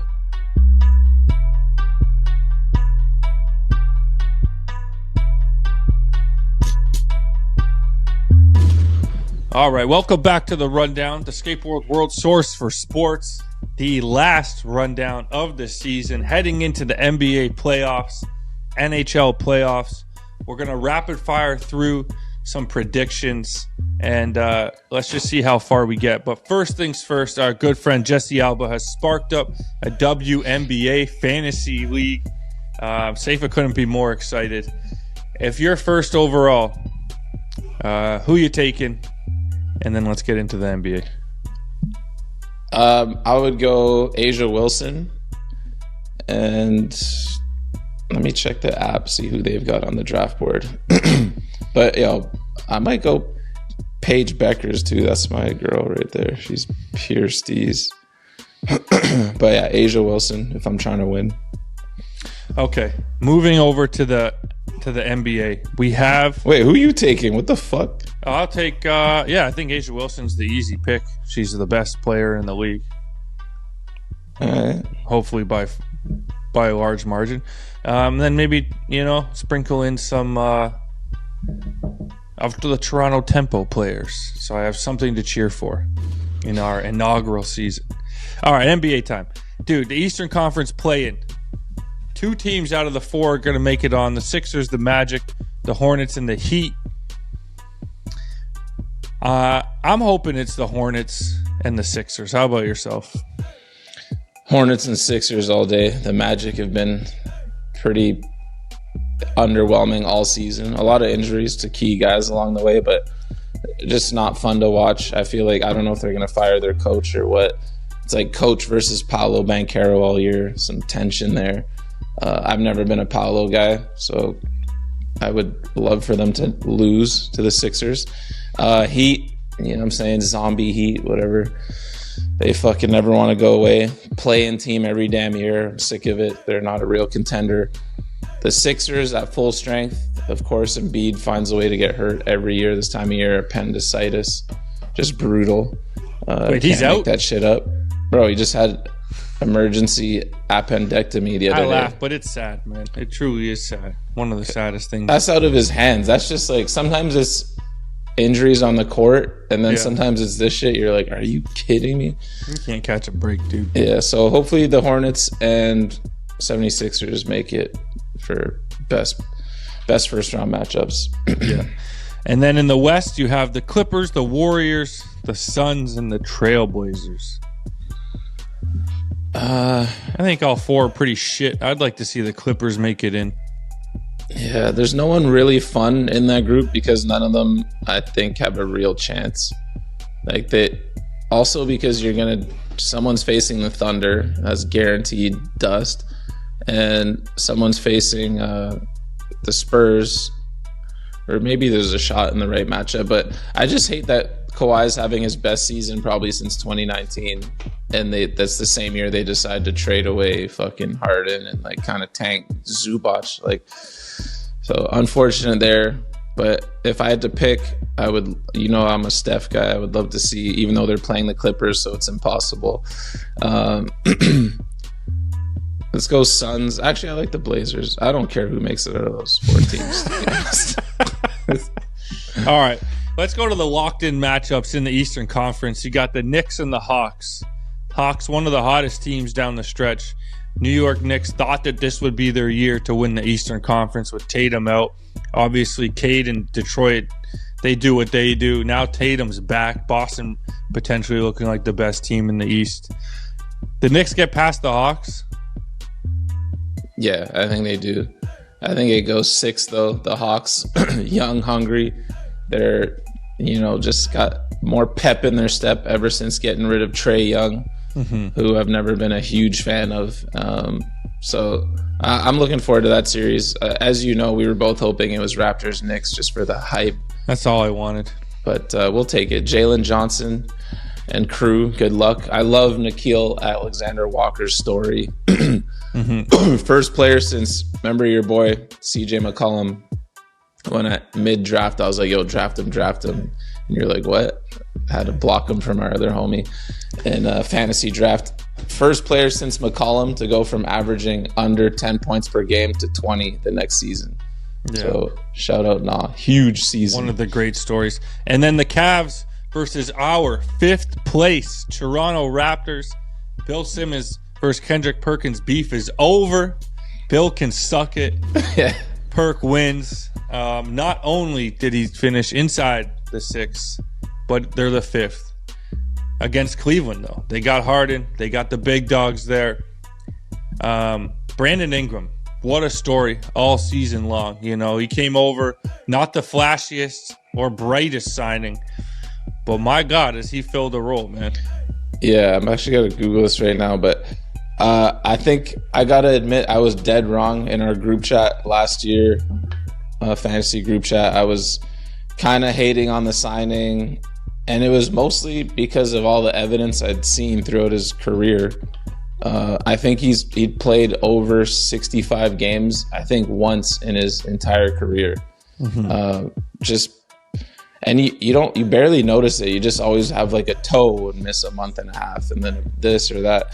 So I was like, bro, what the fuck? But happy to be wrong on that one. He was a nice stabilizing force for the Raps. And I just want to look up his games played this year. And dude, Scotty Barnes, hell of a story, hell of a draft pick, heart and soul of this team.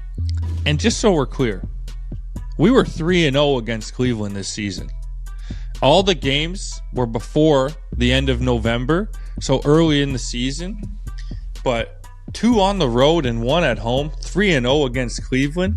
I think this is a winnable series, man. If we drag it out, make it tough for these guys to play. You make it tough for Harden and Mitchell to play. It's could get interesting. Yeah, I feel like the Raps just hit you from they've got a balanced team. They hit you from all angles. I'm not going to be delusional. I think the Cavs should win this, but I think we could still make it interesting. Okay, here, Donald, I just want to tell you real quick his career games played. He's 10 years in the league, okay? Rookie season, 79 games. Epic. But then we go 59, 52, 62, 61, 55, 45, 64, 18. And then 77 this year. So he's back. The evidence was there for me to be like questioning it. But when he's on the court, he's guaranteed 20 points per game plus. So BI, I mean, you've been here all year, but welcome to Toronto. We're happy to have you. And let's fucking get a couple playoff dubs, man. All right. And in the West, you have the Nuggets and the T-Wolves. This is TV right here. Bro, I don't think the Nuggets wanted to play them. No, I think, what is this, fucking 3 years in a row or some shit? We've seen this matchup. We saw it that one year in Detroit a couple summers ago. It was insane. I think the Nuggets did their best to try and slip down to the 4th seed, and it just didn't work out, man. The tanking and the sitting, not tanking, but the resting kind of makes it hard to jockey in the standings towards the end of the year. But no, this should be must-see TV. I like both those teams, so kind of hate that they're playing each other first round. I would have much preferred like Denver against Houston or something, and yeah, Mini versus the Lakers. But yeah, epic battle ahead, man. Last time it went 7, and fucking Minnesota roared back. I think they were down 20 going into the 4th or something along those lines. So, dude, I just think Denver's a lot to handle, man. They're 3-1 against them in the regular season. I think it's Denver's series to lose. But we'll see, man. We'll see. And then you have the Lakers and the Rockets. The Lakers beaten and battered, man. Missing, obviously, Luka and Austin Reeves. They say Luka's going to rejoin the team. And Houston, KD, who has more experience than KD in the playoffs. Like, we're seeing KD and LeBron go toe-to-toe in the twilights of their career. Good for the league, I guess. Yeah, it just sucks because both these teams aren't at like what we kind of expected, and both aren't at full strength. I think the Rockets were a surefire contender, and then they lose our boy Fred VanVleet to an ACL in the preseason, I think, or training camp or whatever.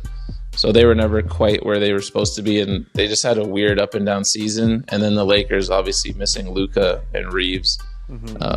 So it makes it winnable for both sides. I put my money on Houston, and I think I heard a stat that KD's 9-5 all time against LeBron in the playoffs, something like that.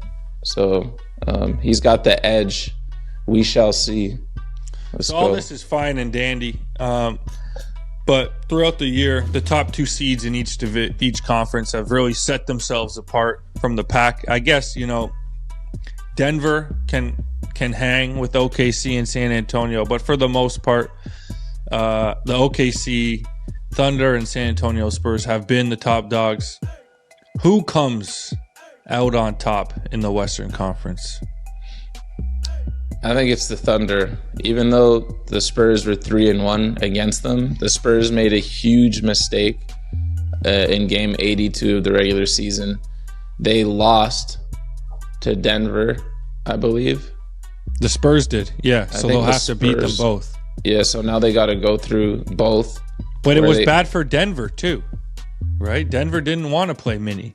Denver wanted to lose that game as well.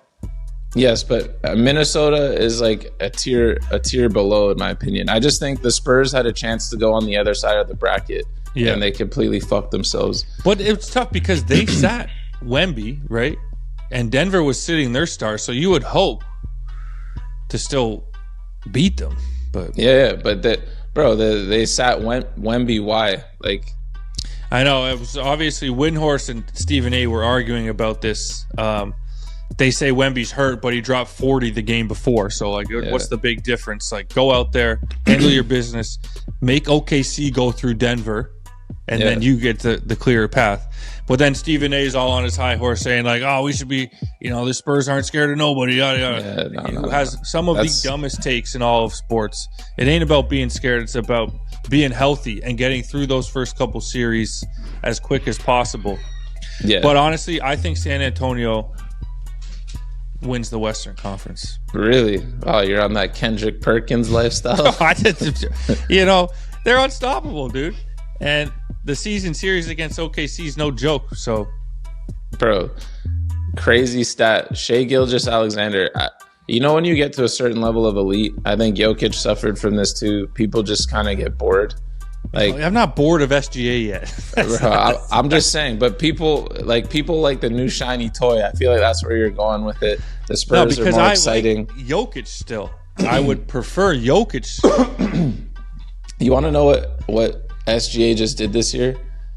He just put up 30 points per game plus at 55% shooting. Bro, we draft centers in fantasy for 55% shooting. And we're happy with 30. I think he's the first guard since Jordan, and he actually eclipsed Jordan. Jordan, 53% at 30-plus points. 55% is just... I think we're spoiled sometimes with these Jokic, SGA types. Don't forget, SGA is still that dude. I think he's going to get back-to-back MVPs, and I think they're coming out of the West. Yeah, it's... one thing the NBA doesn't have is a star problem. They got stars literally left, right, and center. Jason Tatum, the goddamn afterthought these days. Jaylen Brown fighting for his life to become a star of the NBA. People just hate Boston. That's his problem. But, like, there's stars everywhere. You got even Jalen Brunson, the star of New York. Like, I don't think we're forgetting about SGA yet. I just think that Wemby Not forgetting, but just taking him for granted. Yeah, Wemby is ahead of schedule, and he's a freak, man. He's an absolute freak, and it's going to be interesting to see what happens. I got a question. I got a quick question. Finally, the NBA regular season is over, and now the casuals like myself can start to watch. Bro, I'm a casual now too, man. I can't wait to lock in. But I got a question for you. You're dropping the word star a bunch. Last year we had the star superstar debate quite a bit. What are your current thoughts on, according to you, superstar Tyrese Halliburton? Dude, what? I haven't seen much of him this year, but I just recently saw in the last couple of days his battle with shingles is being well documented. Not to make fun, I think that's a tough thing. We've known some people that had it. What's the question? I don't understand. What are we asking? Is he? I never thought he was a superstar. What? But that's what the playoffs do. Do not. That's what we beefed about all last. I said he playoffs. was a superstar. Yes, I said he wasn't. Well, this is this is what the playoffs do, and it has the same thing for the NHL. The longer teams and certain players go into the playoffs, their superstar level rises because there's no one else to watch. But how quickly I've forgotten of Halliburton. Is he in the league still? No. So first of all, let me just crazy apologize. That was a terrible joke that I saw on the internet yesterday. Dude. He's gained a lot of weight, and there's all these pictures and shit coming out, and they're calling him Tyrese Halliburger or Hatterburger. Oh, that's awesome. But it's because of the medication. This guy's a fucking $200 million. He's fine. No. He It's gained the a little weight. medication Big deal. He was for fucking shingles. skinny as hell. He was a toothpick. But the Indiana Pacers, man, what a fucking... They were minutes away from fucking... Maybe not minutes, but quarters away from winning a championship. Now they won 19 games. In this new tanking era, they played it perfectly because it's exactly what happened with the Warriors when they had some injuries one year. They missed the playoffs. All of a sudden, they got a fucking top pick. Not that they drafted well with it. They got fucking James Wiseman, but it's like you go from elite to tank for 1 year and then you're back to elite. Like if he's back next year, they have a top 4 pick potentially. They're right back in the mix. But Tyrese hasn't played all year, so you got OKC. I got the Spurs. Head into the East. Obviously, same thing. Top 2 seeds, a little bit of a level above the rest. Detroit's been there all year. Boston, led by Jaylen Brown. Now they get Tatum back. It can be someone other than these two, but who do you think comes out of the East? That's the toughest question. I'm going to go with... I can't even see it, but let's just go with the Pistons, man. The thing about the Pistons, and you know, I think I would choose the same. I think that their first round matchup, if it's them and Charlotte, that's tough for them. They've had trouble with them. I think they lost the last game to them. And LaMelo he's in his bag going at beef stew. Like they're one of the hottest teams in the league, numbers wise. And what a sad thing for like Detroit to have this huge season they've been waiting forever for. Cade becomes this star/superstar, and now they have to go up against them. I'm going to say Boston comes out of the East. Safer choice. Yeah, that's kind of what my gut's saying, but I'm on some say it ain't so vibes. So you got Detroit and OKC. Who wins the NBA championship? OKC, man. Come on, man. Yeah, that's a good matchup for them. I'm going to say, and I regret doing it, but the Boston Celtics Oh, my God. will win the NBA championship. If they do, the silver lining would be another Jaylen Brown Finals MVP. Because he The has chosen one, Tatum, just rear one view. thing's for sure. Do not give Tatum the mic first. Oh Give my that God. shit to Jalen. And I love that that will be the storyline, that it was Tatum's Celtics that did the dirty work. All right, NHL time, real quick, because then we got to get a World Cup minute in as well. Obviously, the Leafs, one of the most disgusting, despicable, shameful seasons in the Matthews era. but he hasn't missed the playoffs in his whole career. He went down with a knee injury. We lost Marner. Team's in disarray. Fired the general manager. Head coach is probably next up. So complete and utter retool this offseason. Real quick, don't think about it too much. Here's the first round of the playoffs. Buffalo Sabres, the 1 seed, versus the Boston Bruins. Buffalo, let's go. Buffalo, first time back in the playoffs in a number of years. The team is doing it. Young, hungry, unstoppable. Tampa Bay Lightning, the 2 seed, versus your Montreal Canadiens, the 3 seed. Damn, I kind of like Tampa Bay too. But let's go Canadiens. This is our year, man. I'm going to say the Montreal Canadiens as well. Not as hateable as they used to be for the Toronto Maple Leafs. So I'll say Montreal. Like Cole Caulfield scoring 50-plus goals. They call him Mr. Saturday Night at the Bell Center. Hopefully that continues. But Tampa Bay, they got probably one of the best players in the league, and Kucherov. They got to do something about him. The Carolina Hurricanes versus the Ottawa Senators. This will be quick work. Maybe 4 or 5 games. Carolina makes quick work of Ottawa. Nobody wants to go to Ottawa this time of year anyways. Yeah, I got Carolina as well. And then a series that nobody thought possible. The Battle of Pennsylvania. Sidney Crosby is back in the playoffs. The greatest hockey player of all time, and it's not even debatable. What? Versus the Philadelphia Flyers. Sid the Kid, Pittsburgh, Philly. I'm going Pittsburgh.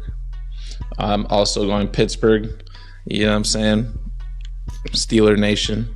Let's make it pop, bro. And in the West, you have the first place Colorado Avalanche against the Los Angeles Kings, the wild card. Right now, as of Tuesday morning, it's not completely locked up, but all things point to the LA Kings being in that wild card spot. Quentin Byfield going back to the playoffs, but they do not have it easy down there against Colorado, the best team in the league. Oh, shit. They're the best team in the league? Well, good thing I believe in upsets and miracles. Kings, let's go. One of my 5 teams, or 4. This will be 4 games, maybe 5 if they're lucky.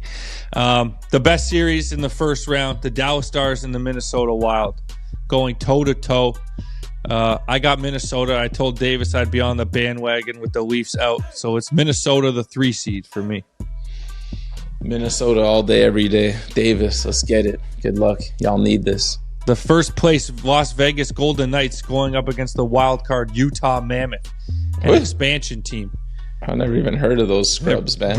Brand new, making their first playoff appearance against the Las Vegas Golden Knights, who had a last-minute coaching change to push them over the edge.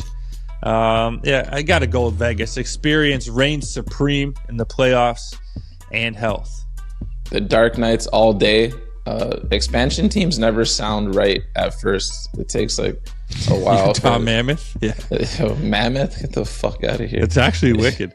And then the last one. Nobody would have ever thought the Anaheim Ducks would squeak into the playoffs, but the young roster has done just that. But it won't last long. The Edmonton Oilers, backed by Connor McDavid. It's his time.